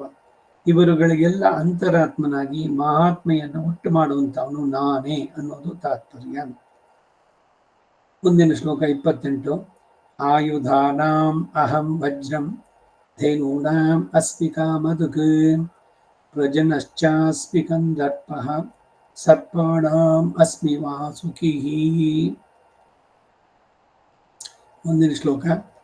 ಅನಂತಶ್ಚಾಸ್ಮಿ ನಾಗಾನಾಂ ವರುಣೋ ಯಾದಸಾಮಹಂ ಪಿತॄಣಾಂ ರು ಇದೆ ನೋಡಿ ಇಲ್ಲಿ ಸಂಸ್ಕೃತದಲ್ಲಿ ರು. ಈಗಿನ ಕನ್ನಡ ಕಲಿಯೋರಿಗೆ ಆ ಪದನೇ ತೆಗೆದುಬಿಟ್ಟಿದ್ದಾರೆ. 52 ಪದ ಇದ್ದಿದ್ದನ್ನು 49ಕ್ಕೆ ಮಾಡಿಬಿಟ್ರು ವರ್ಣಮಾಲೆಯಲ್ಲಿ. ಪಿತॄಣಾಂ ಅರ್ಯಮಾ ಚಾಸ್ಮಿ ಯಮಃ ಸಂಯಮತಾಮಹಂ. ಆಯುಧಾನ ಸೃಷ್ಟಿಸಲ್ಪಟ್ಟ ವಿಭೂತಿಗೆ ಸೇರಿದ ಆಯುಧಗಳಲ್ಲಿ ಅಹಂ ವಜ್ರಂ ನಾನೇ ವಜ್ರಾಯುಧವು. ಅಂದ್ರೆ ವಜ್ರಾಯುಧಕ್ಕೂ ಅತಿಶಯದಾಯಕನು ಮತ್ತು ಅದನ್ನು ಶರೀರವಾಗಿ ಹೊಂದಿರುವವನು ನಾನೇ. ವಜ್ರಾಯುಧ ದದೀಚಿ ಮಹರ್ಷಿಯ ಎಲಬಿನಿಂದ ಮಾಡಲ್ಪಟ್ಟು ಇಂದ್ರ ಶತ್ರುವಾದ ವೃತ್ರಾಸುರನನ್ನು ಕೊಲ್ಲೋದಕ್ಕೆ ಸಾಧಕವಾಗಿ ಅದಕ್ಕೆ ಇಂದ್ರನಿಗೆ ವಜ್ರಿ ಅನ್ನೋ ಹೆಸರನ್ನು ಕೂಡ ಕೊಟ್ಟು ಹೀಗೆ ಅತಿಶಯವನ್ನು ಉಂಟು ಮಾಡಿದ್ದು ನಾನೇ. ವಜ್ರ ಈ ರತ್ನಗಳು ಇವುಗಳೆಲ್ಲ ಹೇಳೋದ್ರಲ್ಲಿ ಅದು ಒಂದು. ವಜ್ರವನ್ನು ಬೇರೆ ಯಾವುದರಿಂದನೂ ಬೇಯಿಸೋಕ್ಕಾಗಲ್ಲ. ವಜ್ರವನ್ನು ಕಟ್ ಮಾಡಬೇಕಾದ್ರೆ ವಜ್ರದಿಂದಲೇ ಮಾಡಬೇಕು. ಈ ಗ್ಲಾಸ್ ಕಟ್ಟರ್ಸು ಇದಕ್ಕೆಲ್ಲ ನೋಡಿ ಇದನ್ನ ಇಟ್ಕೊಳ್ತಾರೆ. ಅದರ ಸುಮ್ಮನೆ ಒಂದು ಗೆರೆ ಎಳೆದ್ಬಿಟ್ರೆ 2 ಪೀಸ್ ಆಗುತ್ತೆ. ವಜ್ರ ಏನಾಗಲ್ಲ. ವಜ್ರಾಯುಧ ಹಿನ್ನೆಲೆ ವೃತ್ರಾಸುರನ ಇದಾಗಿದೆ ಎಲ್ಲ ಕತೆ ಎಲ್ಲ. ಮತ್ತೆ ವೇದದ ಇದರಿಂದನೇ ಬರೋದು. ವಿಶ್ವರೂಪೋ ವೈ ತ್ವಾಷ್ಟ್ರಃ, ತ್ವಷ್ಟ ಪ್ರಜಾಪತಿಯ ಮಗ ವಿಶ್ವರೂಪ. ತ್ರಿಶೀರಸ್ ಅಂತ ಕೂಡ ಅವನ ಹೆಸರು. 3 ತಲೆ ಇತ್ತು ಅವನಿಗೆ. ಇಂದ್ರ ಕತೆ ಎಲ್ಲ ಗೊತ್ತಿದೆ ಅಲ್ವೇ, ನೆನಪಿಸ್ತಾ ಇದ್ದೀನಿ ಮತ್ತೆ ಅಷ್ಟೇ. ದೇವಸಭೆ ಎಲ್ಲರೂ ಸೇರಿದ್ದಾರೆ, ಎಲ್ಲರೂ ಇದ್ದಾರೆ. ಇಂದ್ರನು ಕೂತಿದ್ದ, ಬೃಹಸ್ಪತಿಗಳು ಬಂದರು, ದೇವಗುರು ಅವನು ಬಂದಾಗ ಎಲ್ಲರೂ ಎದ್ದು ನಿಂತರು. ಇವನಿಗೆ ಕುರ್ಚಿ ಮೇಲೆ ಕೂತಿದ್ದಕ್ಕೆ ತಲೆ ತಿರುಗಿತು ಇಂದ್ರನಿಗೆ. ಆಫ್ಟರ್ ಆಲ್ ಇವರೆಲ್ಲ ನನ್ನ ಕೈಗಳಿರೋರು. ಅವನು ಬಂದಾಗ ನಾನು ಯಾಕೆ ಹೇಳ್ಬೇಕು ಅಂತ ಅವನು ಸುಮ್ಮನೆ ಒಂದ್ಸಲಿ ಒಂದು ಮನಸ್ಸಿನ ಒಂದು ತಾಟ ಬಂತು. ಅವನು ಹೇಳಲಿಲ್ಲ. ಬೃಹಸ್ಪತಿಗೆ ಇವನು ನೋಡಿದ ತಕ್ಷಣನೇ ಅವನ ಫೇಸ್ ರೀಡಿಂಗು, ಮೈಂಡ್ ರೀಡಿಂಗು. ಓಹೋ ಇವನ್ ತಲೆ ತಿರುಗಿದೆ ಅಲ್ವೇ ಅಂತ ಹೇಳ್ಬಿಟ್ಟು ಮತ್ತೆ ವಾಪಸ್ ಹೊರಟೋದ್ರು ಅವರು. ಅಷ್ಟರಲ್ಲಿ ಇವನು ಪಶ್ಚಾತ್ತಾಪ ಆಯಿತು. ಚೆ ಅವರು ದೇವಗುರುಗಳು, ನಾನು ಅವರಿಗೆ ಆ ರೀತಿ ಮಾಡಬಾರ್ದಾಗಿತ್ತು ಅಂತ. ಅವರಲ್ಲಿ ಕ್ಷಮಾಪಣೆ ಕೇಳೋಕ್ಕೆ ಅಂತ ಹೋದ್ರೆ ಅವ್ರು ಅದೃಶ್ಯವಾಗ್ಬಿಟ್ರು. ಅವ್ರ ಆಶ್ರಮದಲ್ಲಿ ಸಿಗ್ಲೇ ಇಲ್ಲ. ಆಮೇಲೆ ಈ ದೇವತೆಗಳು ಕೂಡ ನಡೆಸ್ತಾರೆ ಅವನ ವಿಧಿಗಳು, ಯಜ್ಞ ಹೋಮಗಳು ಇವುಗಳೆಲ್ಲ ನಡೆಸೋಕೆ. ಅದಕ್ಕೆ ಯಾರೋ ಒಬ್ರು ಇರಬೇಕಲ್ಲ. ಅದಕ್ಕೆ ಇವನು ಹೇಳ್ಬಾರ್ದ, ಇಂದ್ರ ವಿಶ್ವರೂಪನನ್ನು ಕರೆದ, ತ್ವಷ್ಟನ ಮಗ.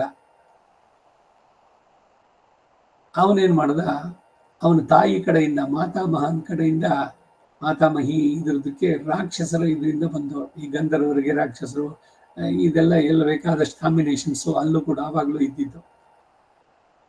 ಅದಕ್ಕಾಗಿ ತಾಯಿಯ ಕಡೆಯ ಸಂಬಂಧದಿಂದ ರಾಕ್ಷಸರಿಗೂ ಗೌಪ್ಯವಾಗಿ ಇವನು ಹವಿಸ್ಸನ್ನ ನೀಡಿದ. ಇಂದ್ರ ನೋಡ್ತಾ ಇದ್ದ, ಏನ್ ಮಾಡ್ತಾ ಇದೀಯಾ ನೀನು? ರಾಕ್ಷಸರಿಗೆ ಹವಿಸ್ಕೊಟ್ರೆ ಅದರಿಂದ ಶಕ್ತಿವಂತರಾಗಿ ಅವರು ನಮ್ಮ ಮೇಲೆ ಬೀಳ್ತಾರೆ, ಕೊಡಬೇಡ ಅಂದ. 1 ಸಲ ಹೇಳ್ದ, 2 ಸಲ ಹೇಳ್ದ, 3 ಸಲ ಹೇಳ್ದ. ಕಡೆಗೆ ತೆಗೆದ ಒಂದು ತಲೆ ಕತ್ತರಿಸ್ಬಿಟ್ಟ. ಆ 3 ತಲೆ 3 ಪಕ್ಷಿಗಳಾಗಿ ಹೋಯ್ತು ಅಂತ ಕಲವಂಕ ಇದು ಅಂತ ವೇದದಲ್ಲಿ ಬರುತ್ತೆ ಈ ಕತೆ ಸಂಹಿತೆನಲ್ಲಿ.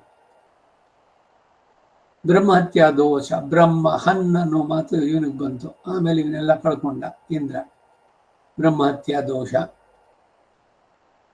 ಮತ್ತೆ ಬ್ರಹ್ಮನನ್ನು ಕುರಿತು ಪ್ರಾರ್ಥನೆ ಮಾಡಿದ.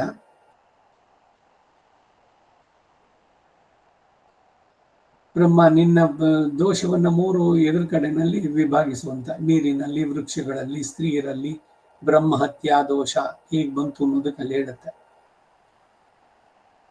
ಅದಕ್ಕಾಗಿ ತಿಂಗಳಲ್ಲಿ 3 ದಿವಸ ಇದ್ದಾಗ ರಜಸ್ವಲೆಯಾದವರು ನ ಸಹಾಸೀತ ನ ಸಂವದೇತ, ಅವ್ರ ಜೊತೆ ಮಾತಾಡಬಾರ್ದು. ಎಲ್ಲ ಹಿನ್ನೆಲೆ ಇದನ್ನು ಕೊಡೋದು. ಮುಖ್ಯವಾಗಿ ಅವ್ರಿಗೆ ವಿಶ್ರಾಂತಿನೂ ಇರಬೇಕು. ಅದಕ್ಕೆ ಅವರು ಒಂದು ಕಡೆ ಇರಲಿ ಅಂತ ಮಾಡಿದ್ದು. ಒಬ್ಬೊಬ್ಬರಿಗೂ ಅದಕ್ಕೆ ಪ್ರತಿಯಾಗಿ ಇವುಗಳೆಲ್ಲ ಅವನು ಕೊಟ್ಟಿದ್ದು ಎಲ್ಲ. ಬ್ರಹ್ಮಹತ್ಯ. ಇವರಪ್ಪ ಏನ್ ಮಾಡ್ದ, ಈ ವಿಶ್ವರೂಪನ ತಂದೆ ಅವನೊಂದು ಹೋಮ ಮಾಡಿ ಇಂದ್ರನನ್ನು ಕೊಲ್ಲುವಂತ ಮಗ ಬೇಕು. ಉದ್ದೇಶ ನೋಡಿ, ಏನಾದ್ರು ಹೋಮ ಗೀಮ ನಡೆಸೋದಾದ್ರೆ ಲೋಕದ ಹಿತಕ್ಕಾಗಬೇಕು. ಅವನನ್ನು ಕೊಲ್ಲೋಕೆ ಅಂತ ಮಾಡ್ದ. ಸ್ವಾಹೇಂದ್ರ ಶತ್ರುವರ್ಧಸ್ವ ವೈದಿಕ ಚಾರಿತ್ರ್ಯನಲ್ಲಿ ಹಿನ್ನೆಲೆಯನ್ನು ಕೊಡುತ್ತೆ. ಒಂದೇ ಒಂದು ಸ್ವರದಲ್ಲಿ ವ್ಯತ್ಯಾಸ, ಪದದಲ್ಲೇನು ವ್ಯತ್ಯಾಸ ಇಲ್ಲ. ಇಂದ್ರ ಶತ್ರು ವರ್ಧಸ್ವ, ಸ್ವಾಹ ಅಂತ ಅಂದ್ಬಿಟ್ಟು ಅಂದ. ಒಂದೇ ಒಂದು ಸ್ವರ ವ್ಯತ್ಯಾಸ ಆಗಿದ್ದಕ್ಕೆ ಏನಾಯ್ತು, ಇಂದ್ರನನ್ನ ಕೊಲ್ಲುವಂತಹ ಮಗ ಬೇಕು ಅನ್ನೋ ಬದಲು ಇಂದ್ರನಿಂದ ಕೊಲ್ಲಲ್ಪಡುವ ಮಗ ಹುಟ್ಲಿ ಅಂತಾಯ್ತು. ವೃತ್ರಾಸುರ ಹುಟ್ಟಿದ. ಇಂದ್ರ ಅವನನ್ನು ಕೊಲ್ಲಬೇಕಾಯ್ತು. ಅವಾಗ ಈ ಚತುರ್ಮುಖ ಬ್ರಹ್ಮನನ್ನು ಇವರೆಲ್ಲ ಮಾಡಿದಾಗ ಇವನನ್ನು ಸಾಮಾನ್ಯವಾಗಿ ಕೊಂಡೋಕ್ಕಾಗವಲ್ಲ, ಅವನು ಹೋಮದ ಇದರಿಂದ ಬಂದವನು. ಅದಕ್ಕೇನ್ ಮಾಡ್ಬೇಕು ಅಂದ್ರೆ ದದೀಶಿ ಮಹರ್ಷಿ ಮಹಾನ್ ಅವನ ತಪಸ್ಸಿನ ಸಾಧನೆ ಇದೆಲ್ಲ ಅಷ್ಟು ಚೆನ್ನಾಗಿದೆ. ಅವನ ಬೆನ್ಮೂಳೆ ಇದೆಯಲ್ಲ, ಅದನ್ನ ಕೇಳಿ ತಗೊಂಬನ್ನಿ ಅಂತ. ಈಗೇನೋ ನಮ್ಮ ಹತ್ರ ಪೆನ್ನು ಪೆನ್ಸಿಲ್ ಇದ್ರೆ ಕೇಳಿದ್ರೆ ಯಾರೋ ತಗೊಳ್ಳಿ ಅಂತ ಕೊಡ್ಬೋದು. ಎಲ್ಲರೂ ಬರ್ತಾರೆ, ದೇವತೆಗಳು ಕೂಡ ಇನ್ನೊಂದು ಜೊತೆಗೆ. ದದೀಚಿ ಮನಸ್ಸಿಗೆ, ಏನು ದೇವತೆಗಳೆಲ್ಲ ಬಂದಿದೆ, ಸ್ವಾಗತ ನಿಮಗೆ ಅಂತೆಲ್ಲ ಅಂತ. ದದೀಚಿ, ಏನ್ ಬೇಕು ನಿಮ್ಗೆ, ನನ್ನಲ್ಲಿ ಬಂದಿದ್ದೆಲ್ಲ, ನಮಗೆ ನಿಮ್ ಬೆನ್ಮೂಳೆ ಬೇಕು ಅಂತಾರೆ. ಬೆನ್ಮೂಳೆ ಕೊಡಬೇಕು ಅಂತಂದ್ರೆ ದದೀಚಿ ಬದುಕಿರೋಕ್ ಸಾಧ್ಯನೇ? ಅವನು ತ್ರಿಕಾಲ ಜ್ಞಾನಿ, ಎಲ್ಲವನ್ನು ತಿಳಿದು ಆಯ್ತು, ನಾನು ಯೋಗದಿಂದ ನಾನು ಈ ಶರೀರವನ್ನು ಬಿಡ್ತೇನೆ, ನನ್ನ ದೇಹದ ಮೂಳೆಯನ್ನು ನೀವು ಆಮೇಲೆ ತಗೋಬಹುದು ಅಂತ. ಇವೆಲ್ಲ ಕತೆ. ವಜ್ರಾಯುಧ ಹೇಗಾಗಿದ್ದು ಅದರಿಂದ. ಹಾಗೆ ಆ ವಜ್ರ ಉಂಟಾಯ್ತಲ್ಲ, ಎಷ್ಟು ಸ್ಟ್ರಾಂಗ್ ಆಗಿದೆ ಅಂದ್ರೆ ಇವನ್ನೆಲ್ಲ ಮಾಡಿದ್ದು. ವಜ್ರಾಯುಧ, ಇಂದ್ರನಿಗೆ ವಜ್ರಿ ಅನ್ನೋ ಹೆಸರು. ಇವೆಲ್ಲ ಉಂಟು ಮಾಡಿದವನು ನಾನೇ ಅಂತ. ನಾವು ಆಯುಧಾನಾಂ ಅಹಂ ವಜ್ರಂ. ಬೇರೆ ಬೇರೆ ಆಯುಧಗಳಿದೆಯಲ್ಲ, ಅದರಲ್ಲಿ ವಜ್ರಾಯುಧ ಅದು ನಾನೇ. ಆದರೆ ಸರ್ವೇಶ್ವರನ ನಿತ್ಯ ವಿಭೂತಿಗೆ ಸೇರಿದ ಚಕ್ರವೇ ಮೊದಲಾದ ಆಯುಧಗಳಿಗೆ ಉತ್ಕರ್ಷ ವ್ಯಕ್ತವಾಗಿರುವುದರಿಂದ ಅದನ್ನು ತಿಳಿಸುವುದು ಅಪ್ರಸ್ತುತವಾದ್ದರಿಂದ ಆಯುಧಾನಾಂ ಎಂಬುದರಿಂದ ಲೀಲಾ ವಿಭೂತಿಯ ಆಯುಧಗಳು ಮಾತ್ರವೇ ಇಲ್ಲಿ ವಿವಕ್ಷಿತ.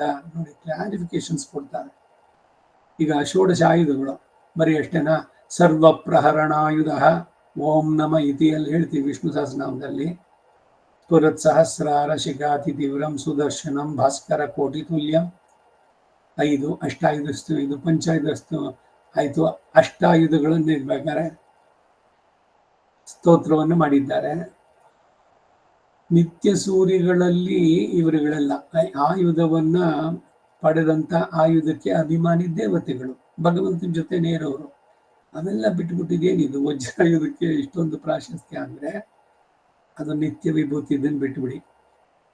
ಇಲ್ಲಿಯ ಆಯುಧಗಳಲ್ಲಿ ವಜ್ರಾಯುಧ ನಾನು ಅಂತ ಅನ್ವಯ ಮಾಡ್ಕೊಳ್ಳಿ, ಸರಿಯಾಗುತ್ತೆ ಅಂದ್ರು. ಇಲ್ಲಿಗೆ ಧೇನೂನ, ಹಾಲನ್ನು ಕರೆಯುವ ಆಕಳುಗಳಲ್ಲಿ, ಕಾಮಧುಕ್, ಮೋಕ್ಷ ವ್ಯತಿರಿಕ್ತ ಸರ್ವಶ್ರೇಯಸ್ಸನ್ನು ಉಂಟು ಮಾಡುವ ಕಾಮಧೇನು. ಪದ ನೋಡಿ ಎಷ್ಟು ಚೆನ್ನಾಗಿದೆ. ಕಾಮಧೇನುವನ್ನು ಹೋಗಿ ಕೇಳಿ, ಏನ್ ಬೇಕಾದ್ರೂ ಕೊಡುತ್ತೆ. ಈಗ ವಿಶ್ವಾಮಿತ್ರ ವಸಿಷ್ಠನ ಹತ್ರ ಹೋದ, ಶಬಲ ಅಥವಾ ಸುರಭಿ ಕಾಮಧೇನುವಿನ ಮಕ್ಕಳು ಇವರುಗಳೆಲ್ಲ. ಇವರೆಲ್ಲ ಈ ಆಶ್ರಮದಲ್ಲಿ ಏನು ಅಂದ್ರೆ ಇವನು ಬಯಸಿದ್ದು ಸಮಿತ್ತು, ತುಪ್ಪ, ಸೌದೆ, ದರ್ಬೆ ಇವೆಲ್ಲವನ್ನು ಕೊಡುತ್ತದು. ಅವನು ಆತಿಥ್ಯ ಮಾಡು ಅಂತ ಹೇಳಿದಾಗ ಎಷ್ಟೇ ರಾಜ, ಅವನ ಚತುರಂಗ ಸೈನ್ಯ ಎಲ್ಲದಕ್ಕೂ ಅವನು ಇದರಿಂದ ಶರೀರದಿಂದಲೇನೆ ಅದರ ರೋಮದಿಂದ ಬಂದರು. ಎಲ್ಲರೂ ಗಂಧರ್ವರು ಅಪ್ಸರೆಯರು ಬಂದರು. ಷಡ್ಡ ಸೋಪೇತವಾದಂತಹ ಭೋಜನ ಇದೆಲ್ಲ. ಕೌಶಿಕ ರಾಜ ಅವನ ಸೇನೆಗೆ ಎಲ್ಲದಕ್ಕೂ ಆತಿಥ್ಯ ಮಾಡಿದ್ದು ಎಲ್ಲ. ಅಂದ್ರೆ ಯಾಕೆ ಈ ಕಥೆ ಹೇಳಿದೆ ಅಂದ್ರೆ, ಮೋಕ್ಷ ವ್ಯತಿರಿಕ್ತ ಸರ್ವಶ್ರೇಯಸ್ಸು ಅಂದ್ರು. ಧನ, ಧಾನ್ಯ, ಪಶು, ಬಹುಪುತ್ರ ಲಾಭ ಇಂಥದ್ದನ್ನ ಕಾಮಧೇನು ಕೊಡ್ಬೋದೇ ಹೊರತು ಮೋಕ್ಷ ಕೊಡಕ್ಕಾಗಲ್ಲ. ಅದರಿಂದ ಸರ್ವಶ್ರೇಯಸ್ಸನ್ನು ಉಂಟು ಮಾಡುವಂತ ಕಾಮಧೇನುವೋ ಅಸ್ಮಿ, ನಾನೇ ಆಗಿದ್ದೇನೆ. ಕಲ್ಪವೃಕ್ಷ ಕಾಮಧೇನು.